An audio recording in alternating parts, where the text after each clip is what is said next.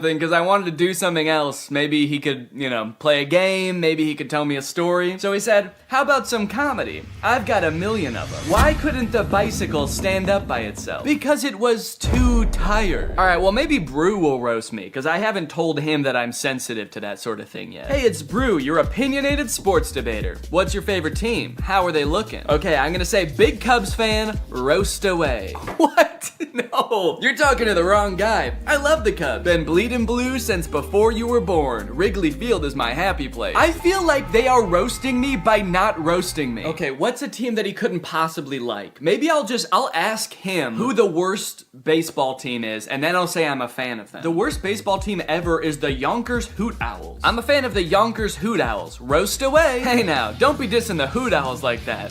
What?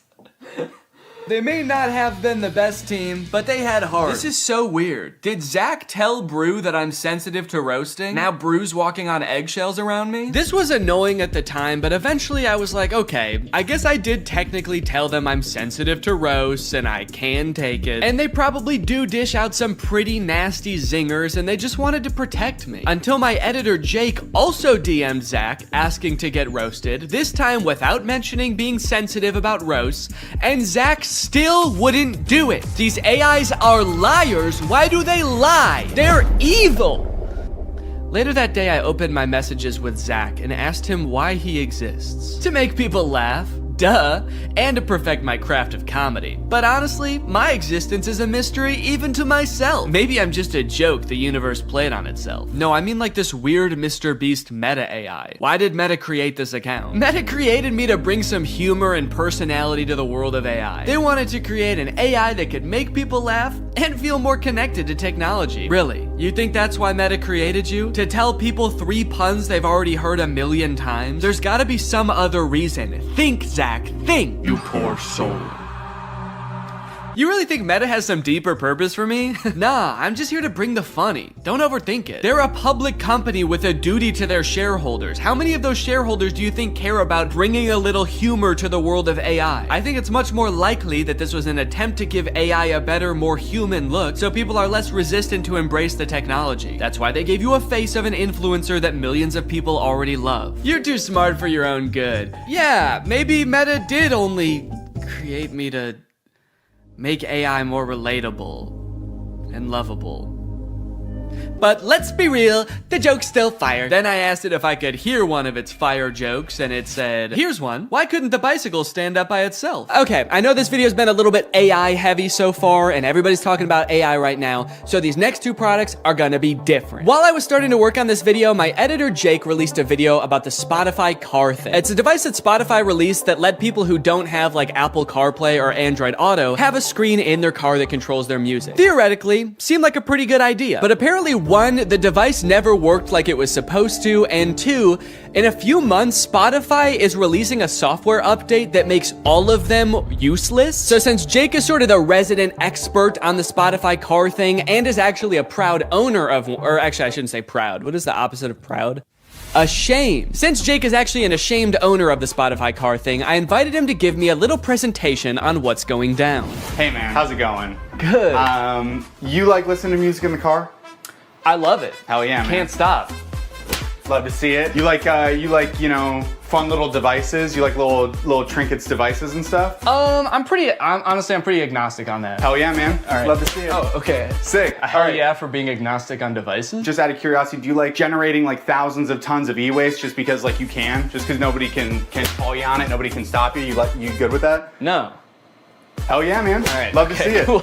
So that was all the answers you were expecting then? That's exactly what I was expecting. Yeah, it's literally exactly it. How the fuck does this work? So yeah, this is the Spotify car thing. You know what? Go ahead, get your hands on it. Ooh. Feel around, play around. Show it to 0. So this is the Spotify car thing. First introduced in 2021. It's Spotify's premier hardware device for listening to music in your car. It boasts many impressive features, such as that big knob that you can turn to adjust volume. I like it. There's a whole screen that's not on right now. You'll see that in a minute. It's just a neat little device, and it's also, in my opinion, one of the worst things ever made. Let's go ahead, let's talk about how this came to be, talk about the timeline. In 2021, you had the announcement parentheses good. That is when Spotify said, we're making one of these things. It's gonna be a car device. You'll finally be able to listen to music in your car, something never before thought possible. Yes. You know, people were pretty excited about it, actually. Like, Spotify CEO said after they announced it that 2 million people signed up for like the wait list. Oh, wow. For it, which I was surprised by. I didn't think anybody knew about this except for me. You thought this was the only one that existed. Yeah, they kind of led me to believe that I was special because of this. So this is potentially one of the most important events in the timeline. This is me buying my car thing. Okay. I bought this in 2022 and it became available to the public. And yeah, what's up? It looks like right after you buy it, there's another event like very shortly afterwards that says, oh no. Yeah, this was an interesting moment in my life personally, where I realized I had spent $85 on a device that pretty much does nothing. So It doesn't do anything right now. doesn't do I can anything attest right to now, that. and that's not that different from when it was plugged in and working in my car. So how did you play music in your car before this thing? I plugged my phone in through like 5 adapters and then like fought with the cassette tape adapter because it was really finicky. It was a very unelegant system. So I was excited for like a tech company to create a sleek product that was gonna solve my problem. That's what they do best, baby. That's what they do best. Then I got it and I set it up and I realized that's actually not how it works at all. So you'll see on the back there's a USB-C port. So the USB-C cord is just for power. It cannot connect to your car. So your phone still has to be connected to your car. So what this actually is a second screen that just has audio controls on it. So you don't plug your phone into this No. at all? No. You plug your phone into the car still. And then you connect to this with Bluetooth, like a Bluetooth speaker. And then this controls your music. So this oh no moment was profound. I was like, oh God, I wasted what at the time I did the math equated to 10 hours of labor at my job. And I got pretty much nothing out of it. The only perceivable benefit I can see from this is if you want to have like music on one screen and then like your maps or like Family Guy clips on like the other while you're driving. Subway Surfer, Subway Family Guy. Surfers, sand cutting, Yeah. etc. So nobody really buys the car thing. It's not like the most popular product on earth. And then Spotify takes notice of that. And in February of 2024 decides, hey, guys, we were just kidding. It's not $90. Now it's $30, Let's baby. go! What a deal. What a deal. 60% off. I mean, that's incredible. Well, it's also really nice because since you decided that you didn't really even want this, now you can't even sell it for anywhere near the $85 you bought it for. You can only sell it for $30 at most. Exactly. And even if I tried to sell it for $30, I have a feeling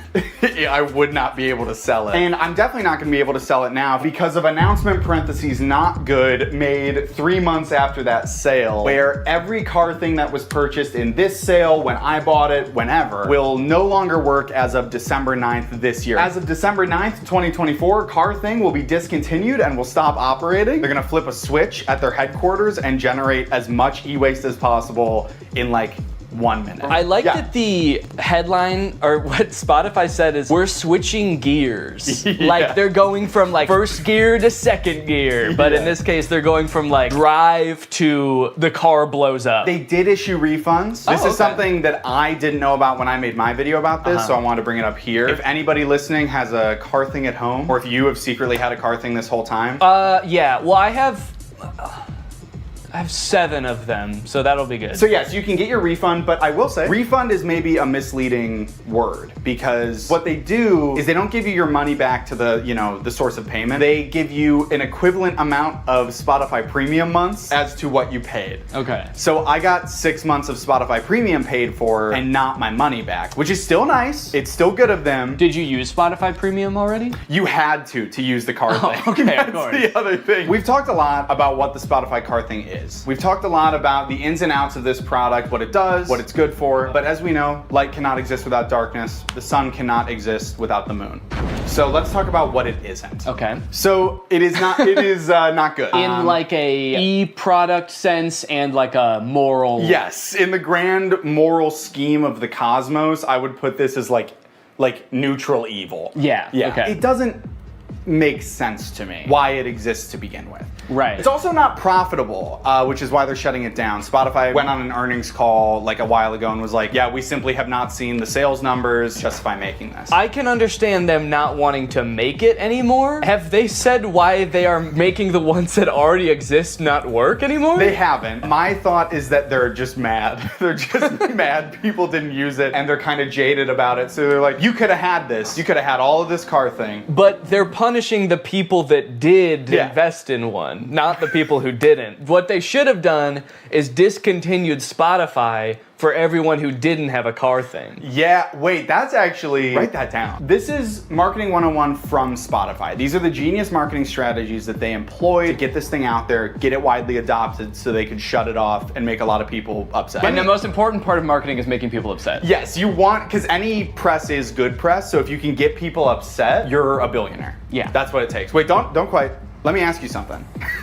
Okay. Back off. You pull out a gun. Let me ask you. Picture you are, I think his name is Daniel Ek, the CEO of Spotify. You're Daniel Ek. You're a bald man from Scandinavia. I might have to cut all that. I don't know if any of that is true. Have you been making up this entire presentation? No! Shut up! You're Daniel Ek, you're bald, you're Scandinavian, and you're launching a new product. You're creating a brand new piece of hardware. Your company doesn't really do that, but you do own the #1 streaming platform for music on earth. How would you choose to market this new product? Yeah, I would probably just advertise to people who use Spotify in Spotify. I hate to tell you this, Danny.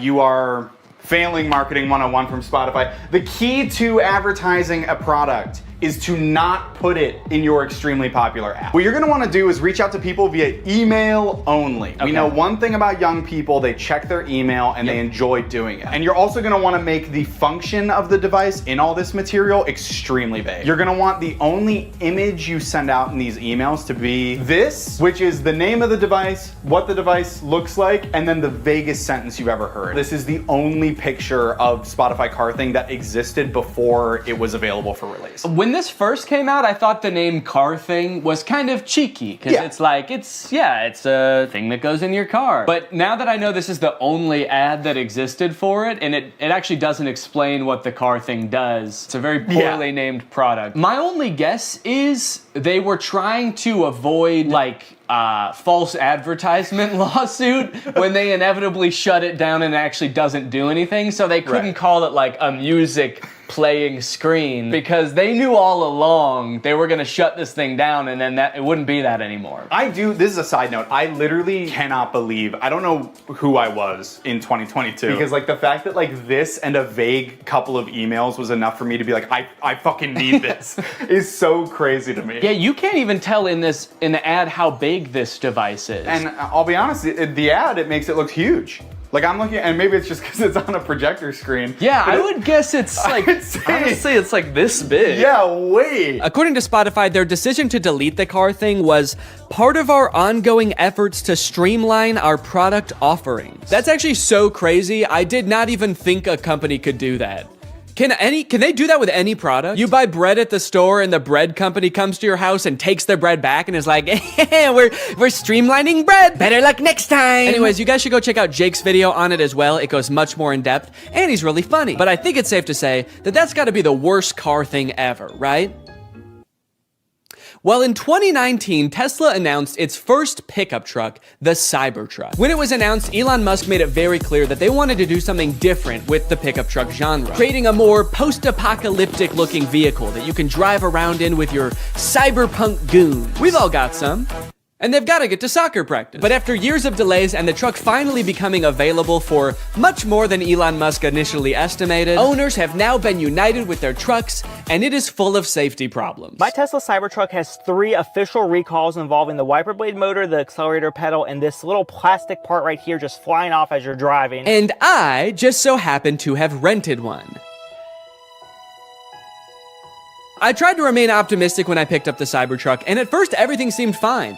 It looked like a marvel of engineering, you know? Big, sharp, the windshield wiper was humongous. But other than that, honestly, things seemed pretty normal. Until I started driving the car home. On my way home with the truck, I started to notice that nearly every person who drove past me was staring at me. People were gawking, mouths agape, some even took pictures. I was starting to feel like an animal trapped in some kind of cyber zoo. And things only got worse when I got home and finally got to do some research, only to find that people hate this truck. Owner after owner had been posting videos on social media of people peeing on their trucks in broad daylight. I didn't realize how strongly people felt about this truck, but I was starting to worry that they felt the same about the people on the inside of them. Should I be fearing for my safety? I know damn well that the windows aren't going to protect me. At the very least, I needed to make sure that I was not seen anywhere near this truck. I needed a disguise. I needed to become Neon Vortex. He's the coolest guy, and his pin's AI. Look at him go, what a little freak, it's Neon Vortex. So I've spent a decent amount of time with the Cybertruck now, and I've compiled a little list of pros and cons. So we'll go through that real quick so you can get a quick rundown of everything that's good / bad about the Cybertruck, just in case you need like a quick decision. You got your finger on the buy button right now, and you just need to know, Neon, should I buy this thing or not? Pros.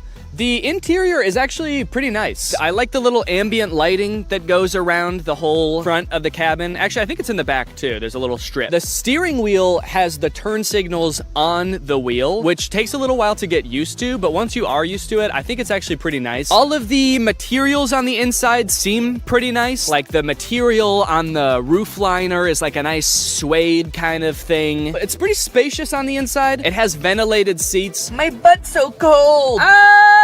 I changed my mind. This is a con. Okay, cons. There are several things in the car that are too small and shaped oddly. The steering wheel is like tiny. And then the rear view mirror is also tiny. And to make matters worse, while the tonneau cover is closed, which is the little cover on the back of the truck bed, the rear view mirror is completely black because there's a thing in the way. Another con, this thing is sharp. If I ran into somebody, I would slice them in half with this car. I also feel like it being made out of stainless steel might be bad for its crash test rating in general, but also the fact that it's so sharp means that opening and closing doors is kind of uncomfortable. Because this car doesn't have any door handles, the way you open it is you have to push a button, then the door pops open a little bit, and you have to kind of reach your hand into the space where the car door has opened and pull it open. But since this car is made out of like weirdly cut stainless steel, it's kind of sharp in there when you open it. It's an unpleasant feeling on the hand, and you never really feel like you're grabbing it in the right place. This truck is wrapped in a matte black color, and one of the reasons the owner said he wrapped it is because you basically just grab this thing all over to open it, and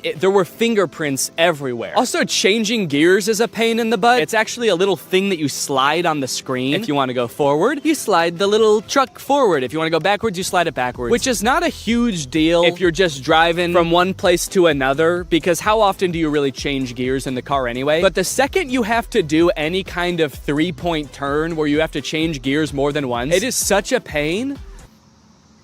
Bug just landed on my eyeball. One thing that's sort of a pro and a con is the rivet in the accelerator pedal. You see, when Tesla first started shipping the Cybertruck, owners began to realize pretty quickly that after a short time of use, the plate on the pedal could come loose while you're pushing it down all the way, then slide up and get wedged into the car, effectively trapping the accelerator pedal to the floor. Luckily, since this car is electric, the brake pedal can fully override the accelerator pedal, so if you get into this situation, just stay calm, hold down on the brake, and hopefully by the time you realize that, you haven't plowed through like a school field trip or something. Anyway, since this started happening, Tesla has recalled all the Cybertrucks to put rivets in the accelerator pedal. So the rivet is a pro in the sense that now your car will not decide to keep accelerating forever until the end of time, but it is also a con because if it needed this rivet in the first place and Tesla didn't catch this very simple issue before releasing them, what else might they have missed? Ooh, I know actually. Maybe the fact that the frunk chops fingers off. This is the frunk, or front trunk of the Cybertruck, and because it is super sharp and can close automatically, it is apparently basically a guillotine. When people with access to Cybertrucks started realizing this, TikTok, Twitter, YouTube were all flooded with videos of people testing it out with various fruits and vegetables, and it did not look good for the Cybertruck. Tesla took note of this and actually issued a safety update to the car's software fixing the issue.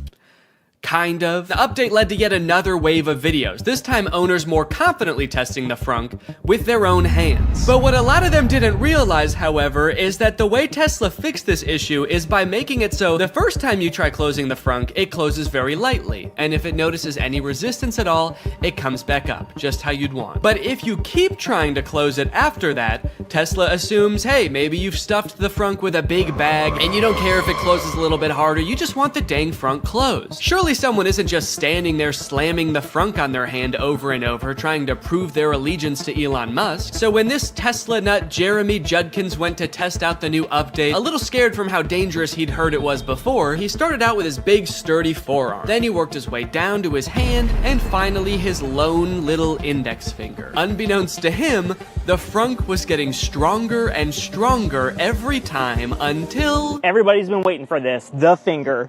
Without further ado,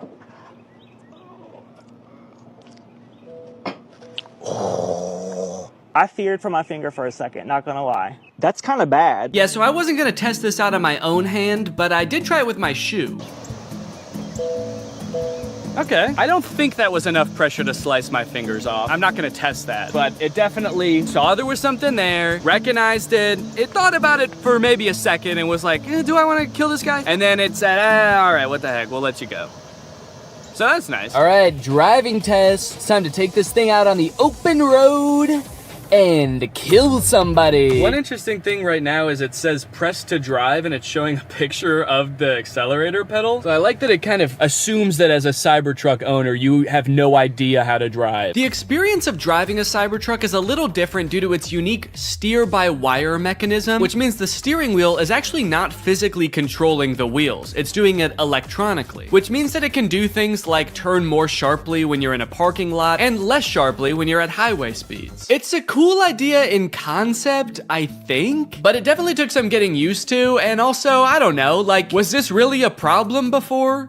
I kind of liked that every time I turned my steering wheel, it turned the car the same amount. First time I took a turn in this thing, actually every subsequent turn I took after that too, I was like, whoa, this thing is a bucking Bronco, man. Thing's trying to buck me right out of it. This is a wily gal. I've been saying it all day, even alone in the car on the way from the guy's house who owns this thing. I was just saying, Yeehaw! This thing is a wild girl. yeah, I definitely don't like how tiny the steering wheel is and how flat it is on the top. It just feels like wiggling it a little bit sends the car so far in one direction. You really gotta be 10 and 2 if that analogy even applies to a rectangle or a trapezoid. I don't know what this is. I think it's like a hexagon. As a passenger, how is this for you, Jake? Is it? I would say I get motion sick in cars. I normally don't get motion sick in the front seat.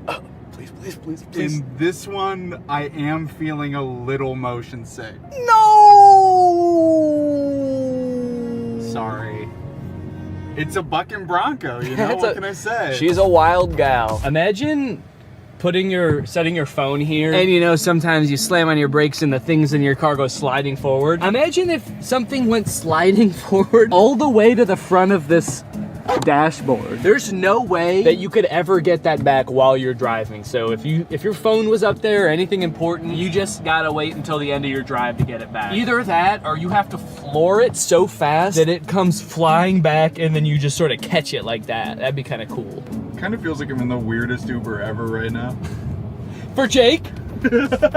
Where you going, man? The future? Strap in, buddy. It's gonna be a wild ride. And I don't know how to drive. We got a little cyber hungry while driving around, and I figured that taking our wild gal through a drive-thru would be a perfect way to get an outside perspective on the truck. Take me to a drive-thru.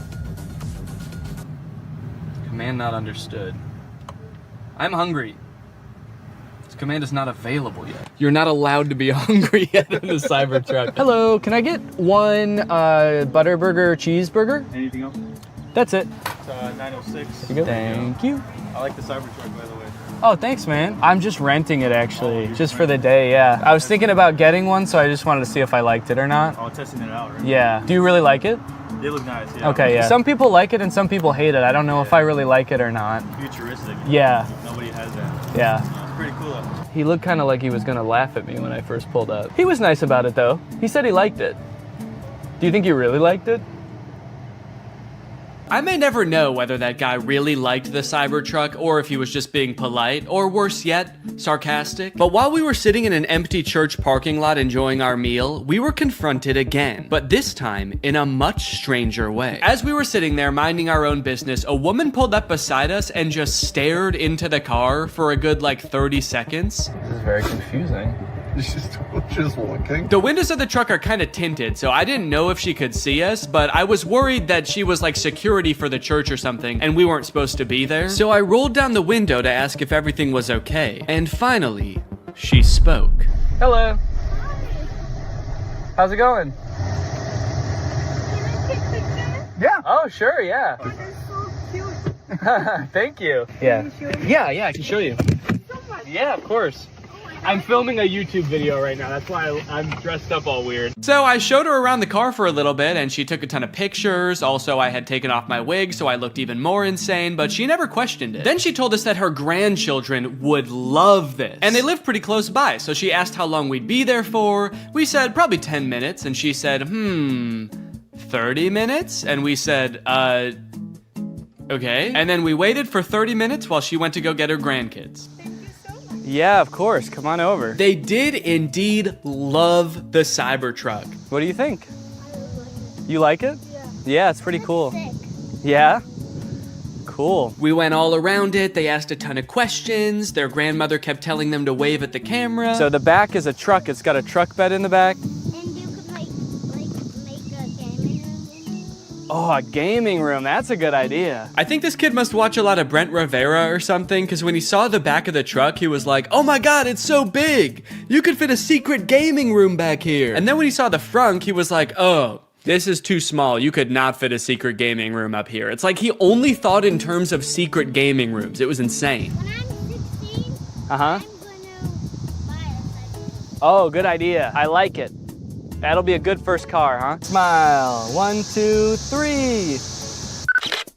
And with that, my time with the Cybertruck had come to an end. It was time to bring it back to the person I rented it from. And wait, what is that? What's going on with those podcast recommendations? And you know what? The music recommendations too. Who owns this car? All right, that's it. I'm pissing on this thing. All right, guys. Well, thank you for watching this. I hope you enjoyed it. Make sure you subscribe and turn on my notifications to join.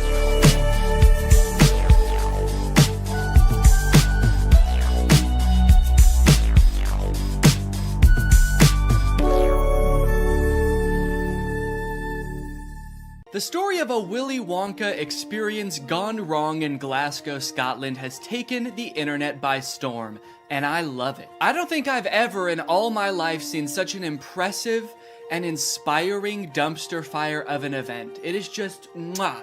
It is just perfect. This event, which was supposed to give kids the chance to experience Willy Wonka's chocolate factory, was so bad, it prompted parents to call the police to get justice for the horrors they had witnessed. Police were called to an immersive Willy Wonka experience after families showed up to an empty warehouse. The event reportedly charged $40 per entry, that's per person by the way, advertised with AI art, and said it would be a journey filled with wondrous creations and enchanting surprises at every turn. And oh, what enchanting surprises they found. Kids were all dressed up and crying, waiting for what they thought was going to be a magical experience. Yeah, that's the surprise. No magic here, just sadness. The surprise was them crying. If they called the police, that's how you know it was bad. Because they didn't even do that in the actual Charlie and the Chocolate Factory, and kids were dying in that movie. And honestly, it does look like it was terrifying. Take a look at some of the images of the abandoned warehouse that parents had to spend $40 to gain access to. Okay, here we have some sort of chocolate fountain with murky brown water floating in it. We have one bouncy castle that can fit like 3 kids. Giant empty space filled with table and chairs. You're probably thinking there must be something pretty good to eat here with all these table and chairs. Probably some pretty tasty chocolate, right?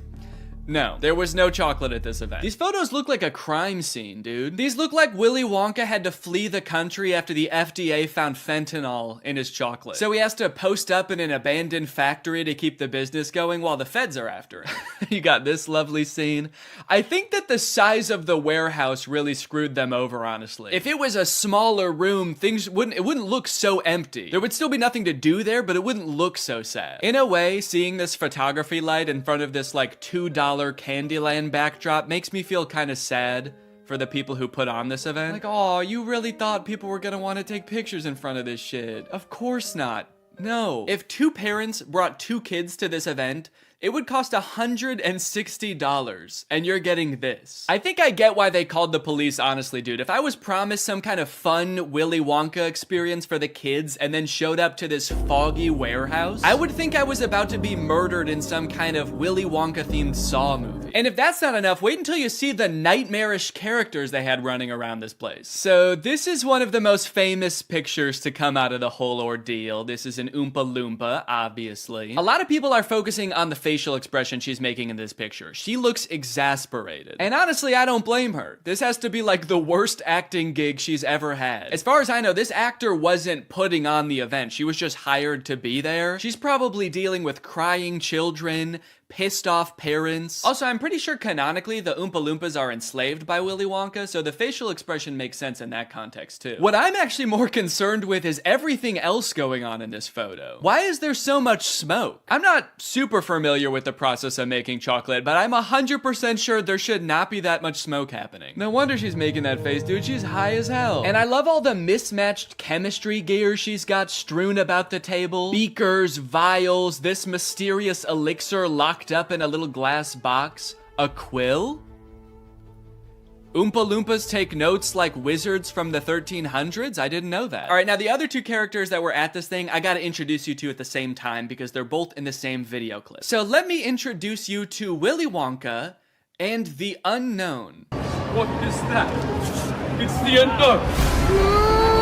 Man, what the hell? Dude, fuck everything else. I would call the police based off of that. Who is that demon? Surprising twists and turns was right in the advertisement. I would not expect to take my kids to a Willy Wonka experience and have them be accosted by a shadow figure. I can tell you that right now. It's terrifying that Willy Wonka says, "What is that?" when he sees it. What is that? Like, dude, this is your chocolate factory. You don't even know what that is? We are so fucked. Here's a different clip of some other kids experiencing the unknown. As the soup flavor full of scary face. Oh my God. Scare the great unknown. Wonderful. I love oh, fantastic. What is that? Yeah, that's the correct reaction to seeing the unknown. What is that? Wonka says it, this kid says it, I'm saying it. Also, I love that baby's reaction. That was like a primal instinct to make that sound. Humans have evolved for millions of years to make that sound when they see the unknown.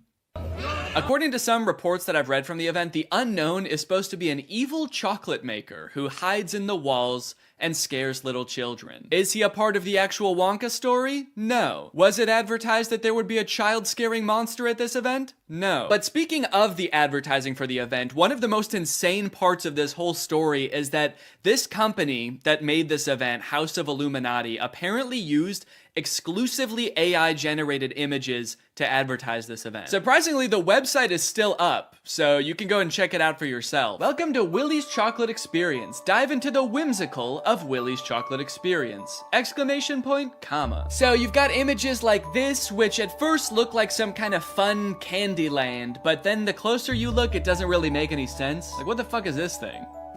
Is that supposed to be a bunny? Who the hell is that? I don't like the looks of these things. But then you get images like this advertising the Twilight Tunnel, which are so clearly AI generated, it makes you wonder if the whole event was being run by an AI. Because how could a human not notice that there are so many typos in all of these images? You got dim tight, depractions, ungurrival, featuring dodjection and swide. Then you've got ensuring entertainment, which of course includes catgagatting, carchy tons, and a passidice of sweet teats. And on top of the website being seemingly designed by AI, apparently all of the actors' lines were too, which we know thanks to this video posted by the actor who played Willy Wonka. I'm going to be poking a little bit of fun at the event, but I wanted to say before I start that I feel for anyone who bought tickets to this, people who are expecting a magical chocolate experience. People who are unfortunately captured by the unknown, we hope you are found soon. So the first red flag for me was when I was cast as Willy Wonka.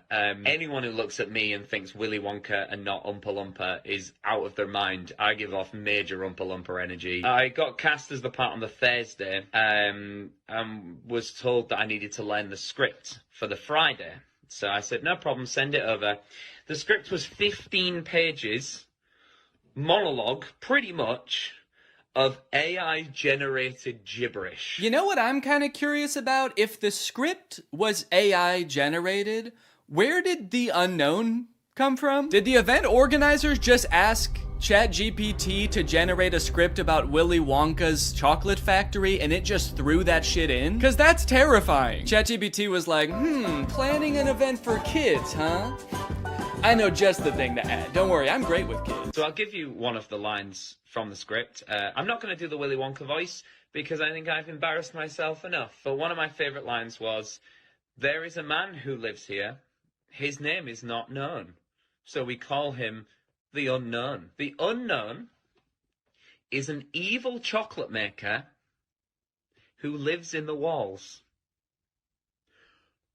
What? We were told on the experience to hand out a jelly bean, one jelly bean per child, and a quarter of a cup of Tesco's own brand lemonade. One jelly bean? All that smoke the Oompa Loompa had to endure and she was just back there cranking out one jelly bean? Maybe the unknown was introduced as some way to canonically explain why there was no chocolate at the event. Sorry kids, there's no chocolate here today. An evil chocolate maker showed up and he shot the Oompa Loompas.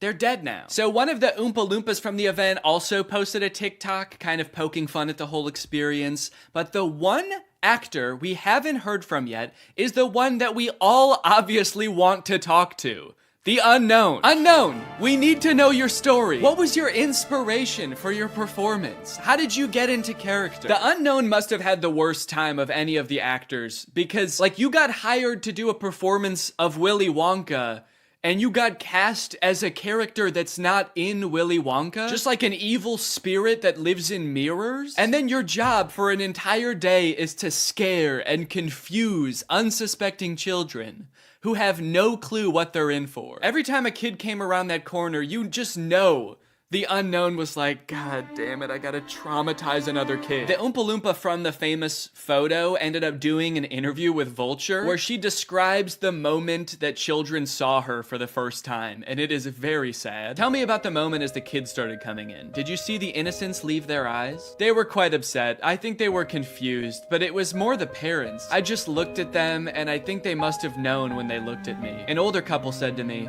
I really, really hope you get paid well for this. This sounds like she's describing people witnessing the wreckage of a tsunami or something. It's crazy. Each individual person that laid eyes on her had to take a second to mourn. When you say walkthrough, how long are we talking here to walk through this event? I'm telling you, this would have taken about 2 minutes. I've never experienced anything like this in my life. Dude, honestly, that's kind of smart because like 2 minutes isn't even long enough to process like the first stages of grief. You're getting these people in and out before they can even realize they got scammed, you know? They don't even know what the fuck just happened. After the police were called, people started getting refunded, the story blew up. The director of the company who put on this event did eventually apologize. I'm really shocked that the event had fallen short of the expectations of people on paper. Yeah, dude, on paper the event was awesome. No chocolate, abandoned warehouse, smoky Oompa, just like the movie. There was every intention to hold the event from the pictures. Despite not being the best light, hopefully you'll be able to see that there was every intention to hold the event. No, we know you were planning on holding the event. That's kind of the problem. I think a lot of people wish you didn't. Unfortunately, there were unforeseen circumstances and the event didn't come to light. He's like, we were not expecting that evil chocolate maker to show up. The unknown ruined the event. These issues were technological in nature.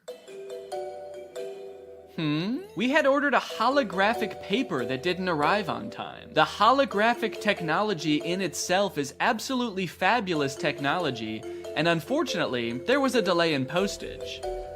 Holographic paper? No, I don't think that was the problem with the event, actually. The lack of holographic paper. Look, I don't know what holographic paper is, but based on his reliance on ChatGPT and Midjourney, I do not trust his opinion of absolutely fabulous technology. So I'm just gonna go ahead and assume the holographic paper would not have helped. Well, gang, this is surely an event that will go down in the history books. I hope you enjoyed this video. If you're new here and you're not subscribed yet, make sure you subscribe and turn on my notifications to join Greg. I'll see you guys next time. Bye-bye. Hello, Greg. Well, guys, I've got some interesting content for you today, as usual. I found a very curious case that I would like your opinion on, but I don't want to give anything away just yet. I just want you to watch the first couple TikToks, and then I will sort of explain what's going on, okay? So this is the first TikTok I saw of this guy. His name is Dustin Tyler. It says, drink a bucket of bleach or date Selena Gomez again. Let's see what he says. So yeah, deeply personal thing to post on TikTok, I feel like. I didn't know who this guy is when I first saw this TikTok, so I was just very confused. I was like, did this guy date Selena Gomez? It says again. It's not just some guy speculating, like, I probably wouldn't like dating Selena Gomez, so yeah, I'll take the bleach. So then he made another video responding to this comment. It says, is he making fun of Bryce Hall, or... And I don't know what that's referring to. I don't know if Bryce Hall said that he liked Selena Gomez or dated her or something, but this just provides a little more insight into the relationship that this guy had with Selena Gomez. Nah, I'm not making fun of Bryce Hall. Him and I are nothing alike. See, he has to make stories up that he was with Selena Gomez. Me, I actually was. And then I friend-zoned her, and then I broke her little heart. Again, a very mean tone to the video, condescending to this person who is just genuinely asking a question, but gives a lot of insight into his alleged relationship with Selena Gomez. And then I friend-zoned her, and then I broke her little heart. I am curious about the details of the story, though, because just the order of events is kind of weird to me, the way he laid it out. He says, I was with Selena Gomez, and then I friend-zoned her, and then I broke her little heart. He says that things happened in that order. Usually, you don't start dating someone and then friend-zone them. Usually when guys talk about getting friend-zoned, it's like they're talking to this girl, and then she reveals that she sees them as more like friends. This guy's saying, we were dating. They could have been dating for like 3 years, and then he turns to her and he's like, you know, I really see you like a sister. The best sister I ever had. So he says he dated her and then friend-zoned her and then broke her heart. So he like friend-zoned her, broke things off with her, and then he broke her heart. What did he do? I dated her, I friend-zoned her, and then I killed her hamster. Just straight up stepped on it. This was years later, by the way. Anyway, by now you're probably wondering, who the hell is this guy? Is this Justin Bieber? Because I know they dated. That's what I thought at first. I thought, is this what Justin Bieber looks like now? But no, this guy's name is Dustin Tyler. And I scrolled through his page to try to figure out who this guy is, and here's what I came up with. It's coming soon, but just like Oklahoma, mine is coming sooner. I'm just a late bloomer. Okay, so I didn't know who this guy was at first, but luckily there's a logo in the corner that says Victorious. Apparently this guy was a character on Victorious. At first I did think this was Andy Samberg from 2006, but he was a character, let's see, Victorious puppet guy. He was this guy. Robbie Shapiro is one of Tori's friends at Hollywood Arts, and he's got a few videos where he does sort of a glow up. He's like, this is what I used to look like back when I was on Victorious, and this is what I look like now. Don't I look so different? And then I was like, okay, this makes sense now. So this guy used to be on like an old Nickelodeon show, and so he was probably in with the Nick kids and the Disney kids, and so that's how he knew Selena Gomez, and that's how they dated, right? It all makes sense. However, after reading the comments on these TikToks, I came to discover that this guy, this man, is not the guy from Victorious. These are two different people. He's just straight up lying about everything. He's not that guy. He didn't date Selena Gomez. His page is full of lies. And to be honest, he's not lying very well, mind you, because the actual guy from Victorious, his name is Matt Bennett, and he has a TikTok account, and if you wanted to pretend to be him, you could at least make your name on TikTok Matt Bennett. I think that would make people believe you a lot more if you really wanted to trick people. But he didn't. He just he just kept his real name. Dustin Tyler. That's me. Please don't Google my name. So this dude's whole thing, apparently, is just like making shit up on TikTok and then hoping it goes viral because people are kind of like, whoa, you used to be the guy from Victorious, or whoa, you used to date Selena Gomez and now you'd rather kill yourself than date her again? That's crazy. It's also funny now that he says that he friend-zoned Selena Gomez, because that would imply that, like, they are now friends, you know? And this is a pretty fucked up thing to say about your friend. Date Selena Gomez again, dude? Oh, that's, disgusting, dude. That fucking, I hate that girl. I hate her. I would not touch her with a 10-foot pole. She's crazy. And she's my best friend. But again, it turns out that he did not friend-zone her at all. Maybe he stranger-zoned her. He friend-zoned her so hard that they don't even know each other. and never did. This is kind of interesting to me because this is sort of playing off an existing trend on TikTok where people will post like that they have some sort of past or current relationship with a celebrity, like my uncle is Tom Cruise, or like my grandma is Sandra Bullock. And like TikToks like these will go viral because people are just like weirdly obsessed with stuff like that. The comments are always like, holy shit, I didn't know Tom Cruise had a family. I'm not really sure why people are so surprised about it. I understand just being like, yeah, I never really thought about like what Tom Cruise's cousin would be like before. But then again, why would you? You know? Like, I can't imagine why you'd ever be in like a Mission Impossible movie wondering like, I wonder who the guy who plays this character's cousin is. What's that guy like? What's he up to? So I guess it's just surprising to like see him.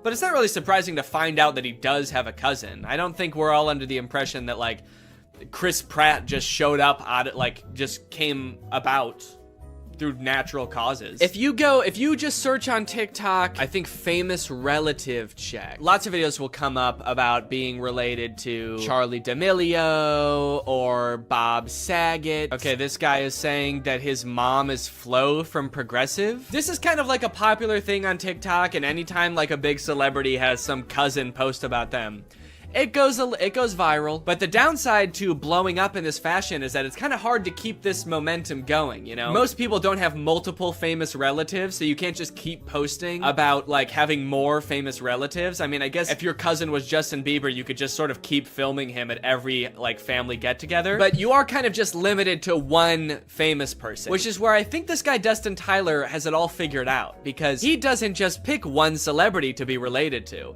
He'll lie about being related to anybody in a multitude of ways. Now,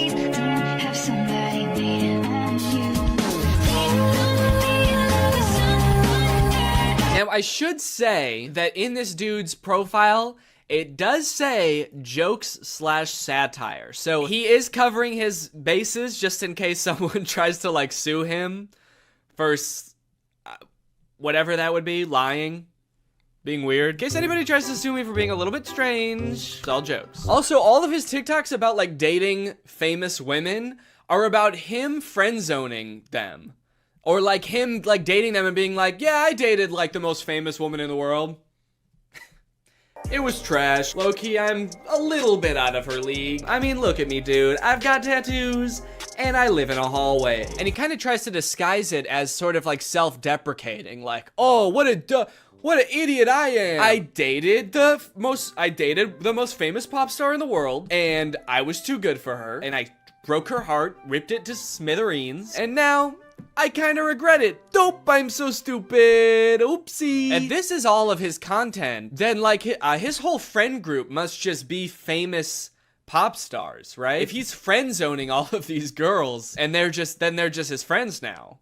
Maybe this is the only way he knows how to make friends. Put your back into it, tell us why, show us how, look at where you came from, look at you now. The caption for that one is, this is what I look like when I friend-zoned Ariana Grande. Okay, that one's not even trying to disguise it as like a self-deprecating joke. That one's just like, look at how ugly I was when I friend-zoned a literal pop music icon. And now look at how hot I am. I can't decide how I feel about this, because on one hand it's kind of creepy, but it also is kind of funny that he's just like pretending to be dating all of these famous people. I will say, very disrespectful to the guy from Victorious. The fact that he's using this guy's picture to be like his past ugly self and being like, but now don't worry guys, now I'm hot. I don't look like that ugly-ass dweeb anymore. And he's like showing a picture that's not even him, it's some other guy. And he's also kind of like lying about things that guy did too now. He just starts assigning all of this horrible shit to this guy that's not even him. Yeah, this is what I looked like back when I robbed that bank. Can you believe this is what I looked like back then? Damn, that was the same year I blew up that hospital too. Shit, I've really changed since then. My name is Matt Bennett, by the way, and I did all those things. People just walk away from those videos being like, wow, that guy who played that kid in Victorious is kind of an asshole. Also, one of the weirdest things about this is he also posts all of these TikToks on Instagram, and he's verified on Instagram, which seems very weird because literally all he does is pretend to be other people, and somehow that gets him verified. But he does, in fairness, also say jokes and satire in his Instagram description. So when Instagram verified him, what they're saying is, don't worry guys, this really is the guy who pretends to be the guy from Victorious. If you're wondering if this guy really is who he says he is, he is really the guy that pretends to date Selena Gomez. They do get a little bit creepier though. This one is like that sound that's like, back in the day, me and you, baby, we used to have fun. And it says, my mind when I bump into Ariana Grande when she's with her husband with like a emoji. Imagine this guy that Ariana Grande's never met before bumping into her in public with her husband. Remember me? It's like, I've never seen you before in my life. Oh, the fun we used to have. If he keeps making TikToks like these are only going to get progressively more and more creepy the more like life changes Ariana Grande goes through. The next one's like me following Ariana Grande's daughter home from elementary school to tell her about all the good times me and her mom had. Me in court while Ariana Grande's trying to file a restraining order against me. And if you wonder if I hate you, imagine Ariana Grande's husband, like, just randomly stumbling across this TikTok. What the fuck? I don't even know this guy. Imagine if he sees all the other TikToks and, like, believes them, because he doesn't know. Babe, who is this guy? And she's like, I have no idea. And he's like, bullshit. You're just saying that. You're lying to me. This guy friend-zoned you, and now he hates me. And she's like, no, I literally have no idea who that guy is. He's lying. You obviously do know him. He was on Victorious. That guy was not on Victorious. You are so full of shit. He's verified on Instagram, babe. Okay, that one just throws off the whole thing. I thought he wanted Ariana Grande back. And all the other TikToks, he's like, damn, I wish I never friend-zoned her. And now he's saying I would never date her again? How do you reconcile those two? Oh, I wish I didn't friend-zone Ariana Grande. I wish I killed her. These are getting a little creepy, kind of like bringing her husband into it. There's one comment under this TikTok that says, you're using her name a little too much, I think. And he commented under it, I'm obsessed with her. I'm not using her name too much. I'm obsessed with her. I think I'm using it an appropriate amount. How am I supposed to stop using her name if I can't stop thinking about her? How does that make any sense? Again, I get that this is all a bit, you know, it's all jokes and satire, but I do feel like he may be taking the bit a little bit too far and committing a little bit too hard to the bit now. He's gonna get arrested and be like, that video that I posted of me over Ariana Grande and her husband sleeping was a joke. I was making fun of someone who would do that. The knife in my hand was a goof. You wanna know the craziest thing about this? Is all this dude does is pretend to be other people and pretend to be related to other people. And he has 1.7 million followers on TikTok. You know John Legend? Like an actual famous person just started a TikTok. You know how many followers he has? He's got 1.6 million followers. He's got less followers than someone pretending to be related to somebody famous. Dustin Tyler has 4 times as many followers as the actual guy from Victorious. Matt Bennett has 400,000 followers, and a guy pretending to be him has 4 times more. It's like, how do you get more followers by making TikToks about being like related to somebody than you do by being that guy? He hasn't just pretended to date celebrities, he also has pretended to be Keanu Reeves' son. People, tomorrow morning, 10 a.m., Santa's coming to town. And a lot of them have this kind of theme where like people and like potential girlfriends only like him because he's Keanu Reeves' son. And I just think it's kind of funny that in this fictional world where he can make up anything, he picks such a sad reality for himself. He picks these worlds where like he turned away the love of his life, Ariana Grande, and now he's bitter and he despises her husband. And he picks this world where Keanu Reeves is his dad, but like he can't really be sure if anyone actually likes him for him because everyone's just so obsessed with Keanu Reeves. He's turning his life into a tragedy. He's made a tragedy of himself. Also, I think it's kind of funny that in this scenario, it seems like the she that this video is talking about would be Ariana Grande. You know how Ariana Grande is obsessed with Keanu Reeves and that's a thing about her? screaming, crying. Also, I want to know where he's making these TikToks. He's always either like in a hallway or in a storage closet. I feel like I'm way more interested than his life than like whatever fantasy land he's coming up with. I feel like he's making these at work. Whatever job this guy works, I must be the most boring job in the world. I get daydreaming about like dating Ariana Grande or like having a famous parent, but then like daydreaming and fantasizing about like dating Selena Gomez, but it was trash. It's like you've gone through everything else there is to daydream about. And now all you have to daydream about is like, what if people only liked me because my dad was in The Matrix? Anyway, I don't know. What do you guys think? Is this creepy or normal? Is this creepy behavior or is this all in good fun? and it's just kind of like a silly guy being goofy and wacky. Let me know. Anyway, thank you so much to SeatGeek for sponsoring this video. Guys, live events are back, and you're gonna be going back to them in style. You wanna know why? Because thanks to SeatGeek, you can save $20 using my code GREG on SeatGeek. If you don't know what SeatGeek is, it's basically an app for your butt. And what I mean by that is it helps get your butt in some dope-ass seat. SeatGeek is a ticketing app. It helps you get tickets in the easiest way possible. I've got the app on my phone. I've used it to get tickets to a variety of shows in the past, and I really like how it tells you whether or not you're getting a good deal on tickets. It basically color codes the seats and the tickets so you know whether you're getting a good deal or a bad deal. Green means good, red means stop. Whether it's concerts, baseball, basketball, football, etc., whatever you're into that has tickets, you can probably find it on SeatGeek. I personally am going to an Oliver Tree show in February, which I'm very excited about. Got the tickets on SeatGeek. It was super easy to do. And again, thanks to SeatGeek sponsoring this video, using the promo code GREG, you can get $20 off tickets from SeatGeek. That's $20 off your first purchase if you use my code GREG, and make sure you click the link in the description to download the app. Thank you to SeatGeek for sponsoring this video, and thank you to you guys for checking out SeatGeek. Bye. AI is threatening to take all of our jobs, and it seems like nobody is doing anything about it. But today, that ends. If I can make fake AI apps and get them on the App Store where people think they're getting free labor from a soulless machine, when in reality, they're getting free labor from a soulless YouTuber, then I can do the unthinkable. I can steal AI's job. And I bet I can do it better too. This was a journey that would take me several months and cost me a lot of money, only to find that I was the one who felt like I was talking to robots. The two apps I want to create are both parodies of the most popular types of AI apps. You've got chat apps like ChatGPT. You ask it a question, it gives you an answer. Where did it come up with this answer? Is this answer true?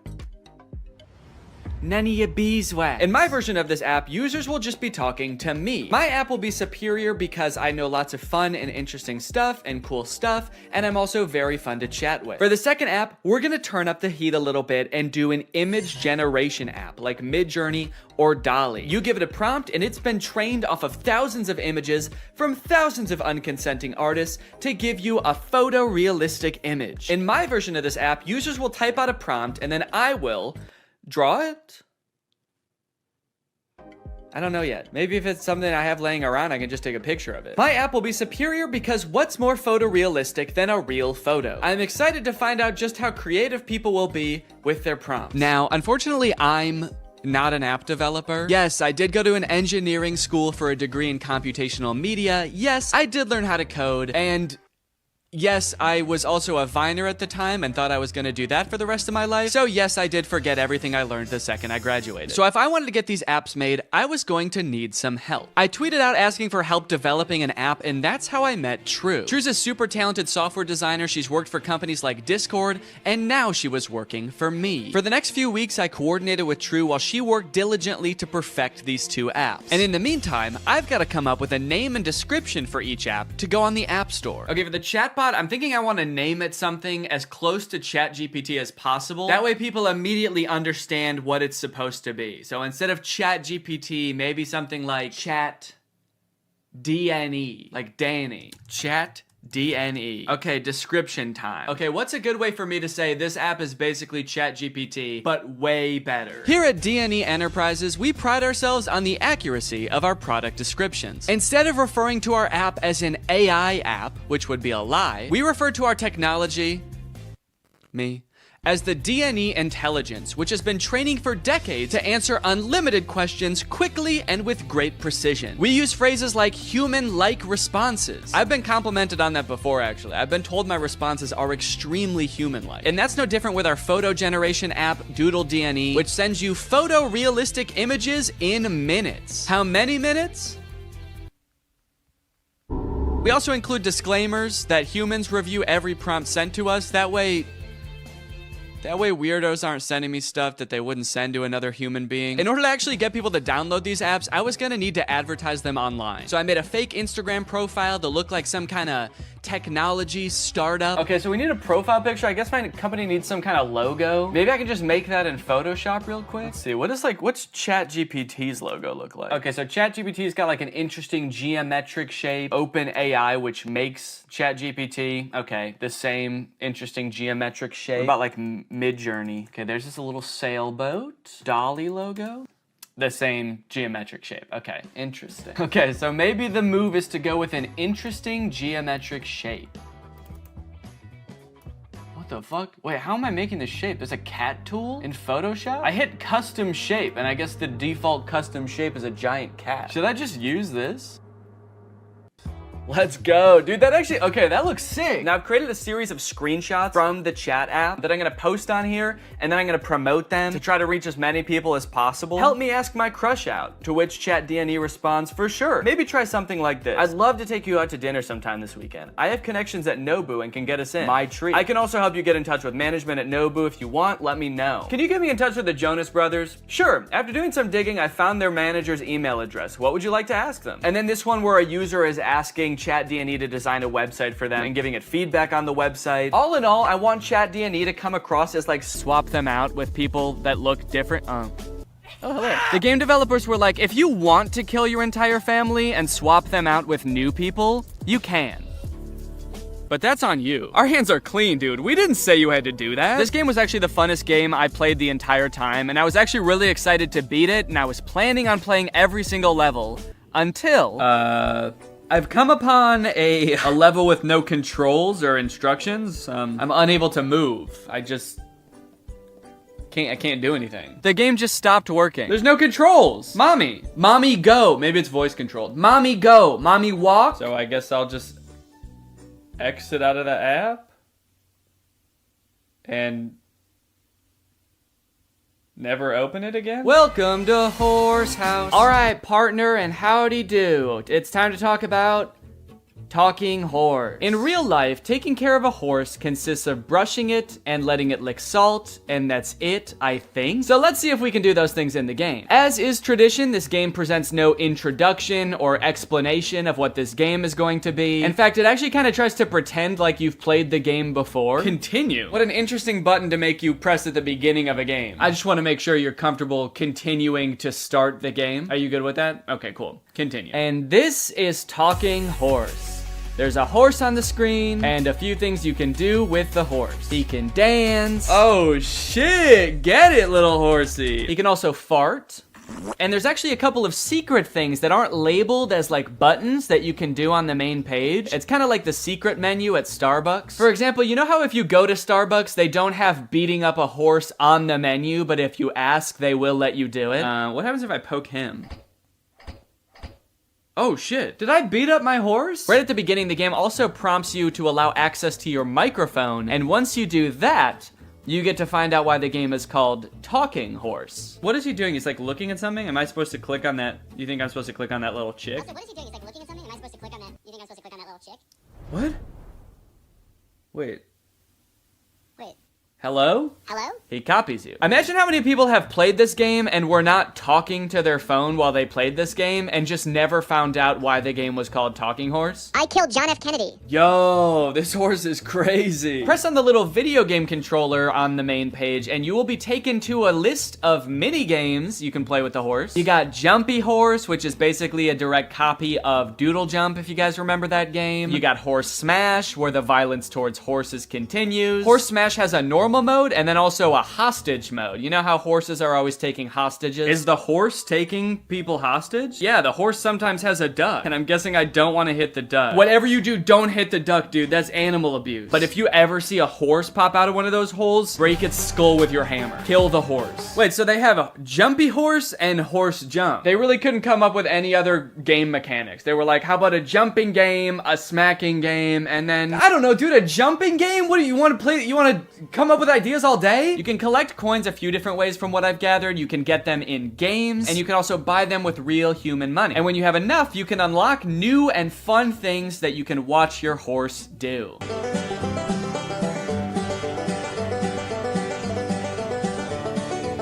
And not to brag or anything, but I did unlock everything in the game, and now my horse can walk on a treadmill. And you know what? I'm proud of him. I'm really proud of my little horsey. I'm really happy that I played this game. It brought a lot of joy to my life. I'm not scared of the horse. I'm not terrified of the horse. I didn't delete the game immediately after filming. I really like this horse. Transition. I guess this is the part of the video where I'm supposed to have reached some kind of conclusion about what I just did. But honestly, I don't really think I learned that much aside from the fact that there are a lot of games on the App Store that are not fun. And also, I have to remember to cancel the subscription to Virtual Boys. Was that a subscription or was that a one-time payment thing? I gotta go figure that out. I gotta make sure that I cancel that if I need to cancel that. All right, well, anyway, thank you for watching. I'm gonna go do that, and you can go ahead and subscribe. Deal? Okay, good. Bye. Life as a new dad is pretty good. Rocking my baby to sleep, watching him crawl for the first time, and there's so much to look forward to. Like finding out what kind of TikTok dad I'm gonna become. There's so many types of dads on TikTok. You got Frog Dad. I could be like Addison Rae's dad, begging Young Gravy to box him. One thing's for sure, whatever kind of dad I become, I'm excited to do it on TikTok. Wait, what is this? TikTok is getting banned? Guys, TikTok might get deleted in the US forever in a few months, so I either need to move countries or fulfill my dream of becoming a TikTok dad now. Luckily, over the years, I've gathered a pretty choice list of dad talks, and today I'm going to watch them, and then I'm going to become them by recreating them. So let's take another look at that Addison Rae's dad TikTok. Can I get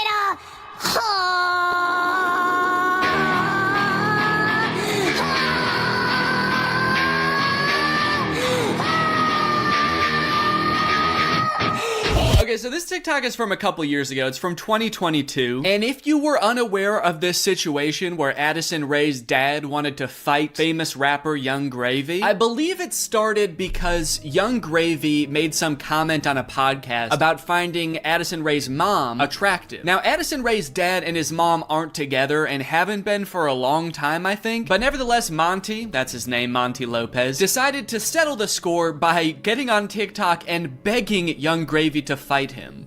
Can we meet now? Like today, it's August 9th, 2022. I'm ready and I bet you're not. Only a boxing match. Do you have what it takes? Please, I'm begging you, Young Gravy, fight me, please. I'll let you win. I don't care. You can bring a gun. Just don't kiss her. Also, because of the UMG thing that happened recently where they removed all their music from TikTok, this TikTok is completely silent. I'm guessing it had more of a badass vibe to it when it actually had music, but now it's just kind of sad. But to be fair to Monty, that TikTok was like 2 years ago. The beef has since been resolved, I think, or Monty just realized that Young Gravy was never going to respond to him, so he stopped trying. But let's see what Monty's up to now. What's going on, everybody? Happy holidays. We got some real funny videos that I'm about to show you. Let me know in the comments below which one you think is the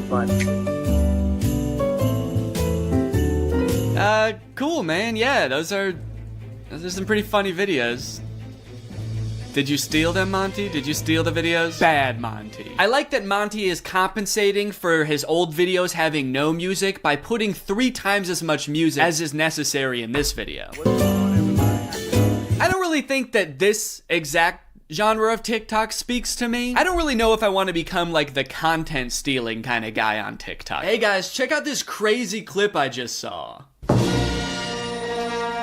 You're gonna want to buckle in. This is 3 hours long. I should give Addison Rae's dad type dad a shot though, so I'm gonna be recreating that first TikTok. Okay, so I was trying to think of who it would be funny for me to be trying to fight in this video. My first thought, for some reason, was Joe Biden, but I feel like if I posted a shirtless video of me screaming and begging Joe Biden to fight me, I would be investigated by the FBI, the CIA, trying to think of any other 3-letter acronyms, AJR maybe. So I'm not gonna do that. Maybe it would make more sense if I just challenge someone who already does influencer boxing, like Jake Paul. I could make the same kind of shirtless screaming video, begging Jake Paul to fight me. I can't just stop there because Monty didn't stop there. Oh no, no, no. He challenged him, he begged him, he asked him to come to his house right now, and then he also pivoted to just posting silly videos on his page. So I'm gonna try to encapsulate all of that into one video. I also noticed in this video when he stands up, it like, well, one, it says run white boy run at the bottom, and then it also reveals that he has a tummy tattoo. So I don't know if I should incorporate that somehow, like when I stand up there's a funny tattoo on my tummy. Maybe it's just a heart that says Jake in the middle. Because I want you to get the vibe from this that I just want to hang out with Jake so bad. I don't care if he's beating the shit out of me or if he's just coming over to help me water my garden. It's actually kind of hard to write this upside down, but hopefully I'm doing this correctly. Can you even see it in the camera? Can you see the Jake? There's an effect on it. Should I use that effect? Gym light? That's kind of menacing. What other effects could I use? No, okay. Let's just do no filter. No filter or nothing. Can I get I didn't like filming that at all. Actually, I hate that. I'm gonna put my shirt back on. Yeah, sorry, I hated that. I'm gonna keep my shirt on, actually. I thought I was gonna do it with my shirt off, man, but I can't do it. I just can't see myself convulsing shirtless like that. I don't even think I want it on the internet, to be honest. I don't want it. Nobody should see that. So it's gone now. I'm just gonna have to live with Jake tattooed on my tummy, and that's just gonna be a secret between me and you guys. Nobody's gonna know that happened. Okay, let's try again. Shirt mode activated. It's hard to press the start button the way I have my phone propped up. The keyboard's kind of in the way here. There we go. Okay, shit. God damn it. Can I get That might have been pretty good. I am picking up my phone at the beginning, but I think I went menace mode for sure. Actually, the beginning where I prop my phone up adds some kind of authenticity to it in a way. I don't know if it's like a millennial pause or kind of makes it seem like this video was totally off the cuff. Like I wasn't even planning on recording this. I'm just setting my phone up because I'm getting so pissed off. Well, I guess I'll just finish her up then. Oh, there's still sound. Can I make the sound stop now?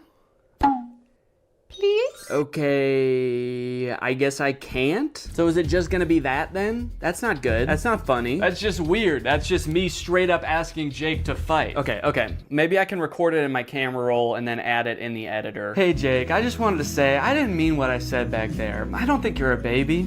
I think you're awesome. And we don't have to fight. We could just hang out sometime if you want to. Anyway, here's a funny video I found. Okay, now I have to actually find a funny video and add it in here somehow. Funny video I found. Hell yeah. Can I get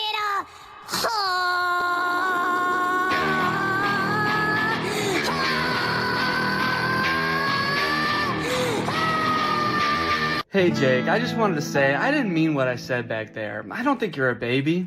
I think you're awesome. And we don't have to fight. We could just hang out sometime if you want to. Anyway, here's a funny video I found. Yeah, I think it's perfect. And I think it's ready to post, and I'm not worried at all about what people will think when I post this. So I think after I create all the TikToks, we can take a look at some of the responses to them.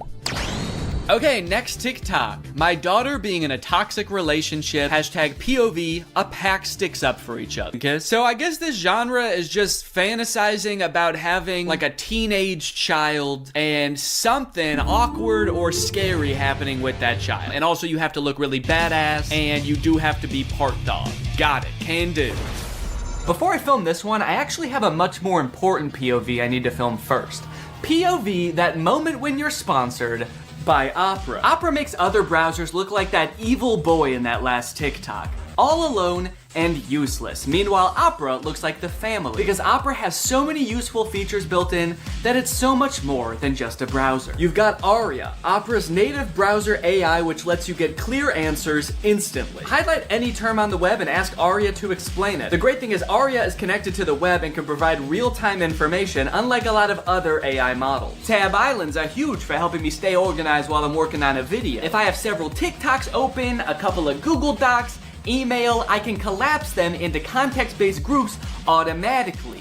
I don't know what accent this is supposed to be. One thing I didn't even realize I needed until I got Opera was a built-in ad blocker. It makes articles look so much more clean, which actually makes my videos look better, because when I screen record an article, there's not distracting ads all over the place. And it's super easy to turn on with just one click. If you're working on multiple projects at once, you can create entirely separate workspaces that you can switch between easily using customizable buttons on the sidebar. I don't like having a ton of browser windows open at the same time. It's super distracting and hard to sort through. So in my opinion, this is a much better solution. So if you want to check out Opera, then use my link below to download Opera today. Thanks to Opera for sponsoring this video, and thank you to you guys for checking out Opera. Now let's film this TikTok. Okay, so I've been thinking a lot about how I could make this TikTok kind of my own, you know? Take everything I like about the toxic daughter, boyfriend TikTok and amplify it. So first thing we're gonna do is the amount of family that shows up. I liked how much it was in the first video. We're gonna double it. We're just gonna have a ton of people show up. We're gonna have the dad, of course, the brother,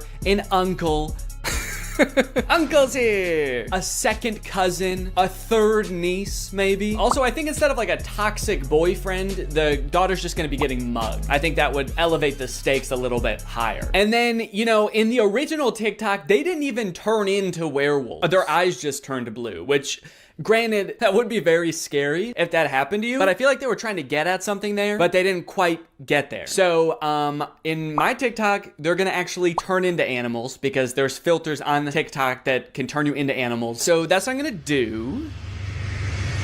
And I'm gonna do it now. So I think what would be even cooler than turning into a wolf is if I turn into a horse. And I know that there's horse filters on TikTok. I have one saved here, where if you open your mouth, you turn into a horse. So I'm gonna use this. Okay, beautiful, beautiful. I look gorgeous. And then everyone just starts turning into horses, dude. The daughter turns into a horse. Uncle's gotta turn into a horse. And last but not least, the mugger has to apologize, of course. Let's go, baby. Now all I have to do is edit this, and it's gonna be ready to go. This dad is a whole different type of dad. His name is Brian B. Toe. I thought Toe might be his last name, but the way it's spelled out in his profile actually makes it seem like Buto is his last name. I thought B was just his middle initial till I saw this just now. Say what you want about Brian, but he do be Toe. And I think there's a lot we can learn from Brian's TikTok. Stuck in a generation where loyalty is just a tattoo and being fake is a lifestyle. Where the real ones at? Man, Brian's so cool. I thought he was a teenager for a second because of how cool he's dressed. Hey guys, I'm just skateboarding with my backpack to school. I mean work. I hope my teacher is cool today. Oh, I mean boss. Sorry, I'm just a kid at heart. Also, I just got in a really bad skateboarding accident and hit my head real bad. Can you drive me to the hospital? I don't like this angle. Why is he so much higher up than us? Are we a child in this video? Are we his child? Son, where are the real ones? What have you done with the real ones, son? I'm not even sure how the caption and the video are related. They seem like totally separate things. I'm so sick of my generation. So I've decided to join yours. I'm a teenager now. In fact, I'm so young that my kids are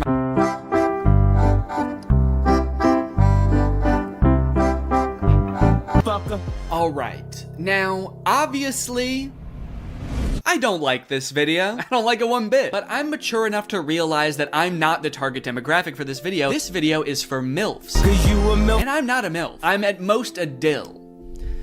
I'm just a dad you would like. And the MILFs in the comments are loving it. Yes, you still got it. Where you been all my life? Damn, my kind of guy. More power to him, I guess. The one thing that I can't get over is the setting in which he's making this video. Are you in public? It looks like he's just in the lobby of a hotel making the absolute thirstiest video I've ever seen. You need to get to your room ASAP, dude. You are too horny to be in public. I like this guy in the background. The second he realizes he's in this video, he steps out of frame because he's like, oop, I can't be in this. Oop, get me out of here. This guy's too horny. The caption is still got it, which is a little confusing to me because usually you would say that about something you used to do when you were young. Brian, did you used to do this when you were young? They didn't have iPhones back then. Who were you doing this to, man? The reason so many people are single and not in relationships today is because we're looking for that 90s love in a 2023's hookup culture. Tell me I'm wrong. Yeah, man, that's fine.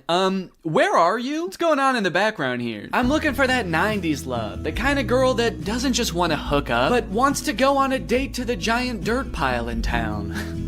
I love that dirt pile. I wish I could date the dirt pile, but she's taken. Hey, get out of here! She's mine! Okay, this is good research. I feel like I'm starting to get what this guy is all about. It's a lot of like pouring your heart out on the internet. Some of it could possibly be on the verge of oversharing, but he's expressing his feelings. He's looking badass while he's doing it. It's like this emotional vulnerability mixed with this cool, mysterious bravado of being alone at the giant dirt pile. Oh, oh, oh, yeah. Da, da, da. I gotta know. Okay, no, that's cool, man. Look, I obviously think that, you know, that's kind of a scary joke to make, but again, this video isn't for me. Oh, uh-oh. Oh God, Brian, the MILFs aren't liking it either. This guy is not funny. My first reaction, ew. Brian, you're scaring the MILFs, man. So I'm unaware of any gigantic piles of dirt near where I live. If there are any, I guess I'm just not cool enough to know where they are. So I'm here. at the woods. Figured that would be an equally strange location to film this TikTok. So we've got strange location, the woods. We're going to have sort of a nostalgic / oversharing caption, which I'm still not sure what that's gonna be yet, but I can just figure that out while I'm editing it. I don't have to do that now. It doesn't have to have anything to do with the video, which is good. And then I also have to appeal to the youth. I have to try to make myself seem like a kid, which usually I'm not very good at, but I went to Walmart and I went to the kids section and I found some stuff that I think is gonna do the trick. Brian had a skateboard in his video, and so I bought I bought a scooter. They didn't have any skateboards. I don't know if this is maybe a little bit too young for the demographic I'm trying to reach, but the box said ages 2 to 5. So I'm just gonna sort of pretend to be shredding it up out here at the beginning of the TikTok. By the way, I am like 75% sure that there's poison ivy under my feet right now that I'm very much trying to avoid. And I think I have, but my legs just feel itchy even just being near it. This was actually a horrible idea. Anyway, the hat. It says Fortnite on it. Can you see that? It says Fortnite on it. I found it at Walmart in the little boys section and I thought, oh my gosh, this is perfect. This is gonna appeal to all the kids. So I've got my scooter, I've got my Fortnite, and I'm ready to have some fun. Let's film a TikTok. Okay, I think I'll just pretend to be ripping it up over here and then I walk towards the camera, all cool. I for sure stepped in the poison ivy that time. Very cool. Why does this hat make me look like a pilgrim? It's like such a flat brim hat that it's gone past looking cool and gone towards looking like a full-on pilgrim hat. I am a Fortnite pilgrim.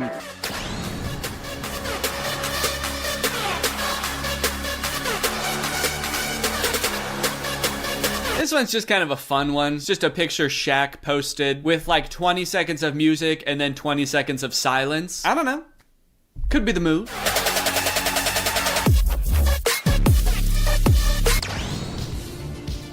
All right, this TikTok is by a dad by the name of My Life, not yours. So in case you were confused, this isn't you.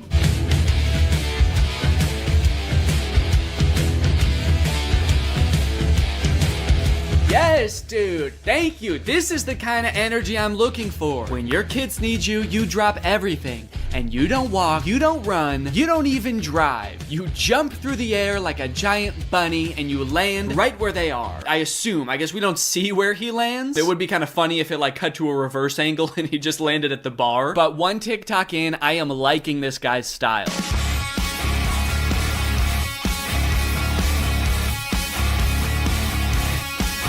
So I guess the way I describe this dad is like action hero dad, mystical sorcerer dad. Either way, he's killing it, and I really like his vibe. He's always getting himself into insane situations like this one. Happy Easter, everyone. Something so funny about how nonchalantly he says Happy Easter and then teleports himself into the UFO and kamikazes himself. Like, did he know that was gonna happen? Based on how chill he was, I kind of feel like he didn't. Happy Easter, guys. Oh, what the fuck is happening? What the fuck? Ah! You know, I started watching this guy because he mentioned his kids and I was like, oh cool, dad content. But in hindsight, he actually doesn't mention his kids very often. So I guess they don't need help that often because that's the only reason he mentioned them in the first video. He's actually kind of got a lot of other shit going on. He's always defending the earth from some kind of cosmic threat, it seems. And after all these TikToks where he's harnessing magical powers and defending the earth, you'd think that his kids would have some pretty nice stuff to say about him, right? You'd think they'd be pretty grateful, huh? Wrong. As dads, you know, we give and we give, but are we ever truly appreciated? No. My 7-month-old baby did this same thing to me. I was floating around in the spirit realm forever. It took me days to get back into my body. To take a step back for a second here, can we all appreciate how epic his editing is? I mean, this is pretty good. Also, the first time I saw this, I was like, holy shit, how high did this dude jump for this video? This man may be old, but he's still got it. But after watching it a couple times, I think that he's reversed the video and he's jumping off of something high onto the ground. Either that or this whole thing's real. I can't discount that possibility. I like this guy's videos a lot because I feel like we actually are cut from the same cloth in a way. I have always been obsessed with visual effects. I had a YouTube channel for this kind of stuff when I was a teenager. I would do this type of stuff, practice visual effects. I would do tutorials for effects. Hey everybody, this is Danny Gonzalez, and today I'm going to be doing an After Effects tutorial. I would watch every behind the scenes of like blockbuster movies that I could get my hands on. So I admire this dad's passion. It kind of takes me back in my own life to a simpler time. So I guess what I'm trying to say is,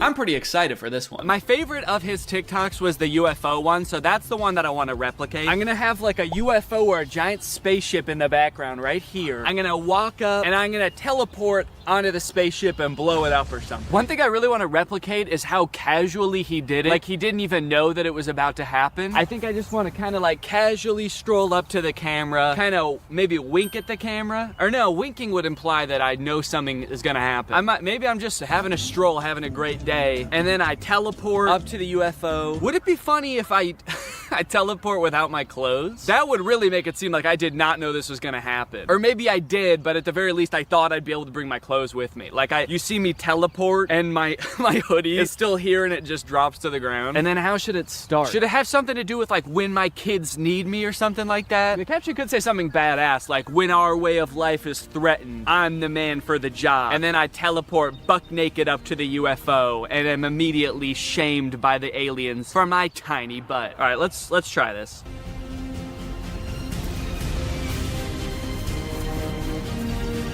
Okay, and then I'm gonna take off my hoodie, put it right where I was, and then drop it. Okay.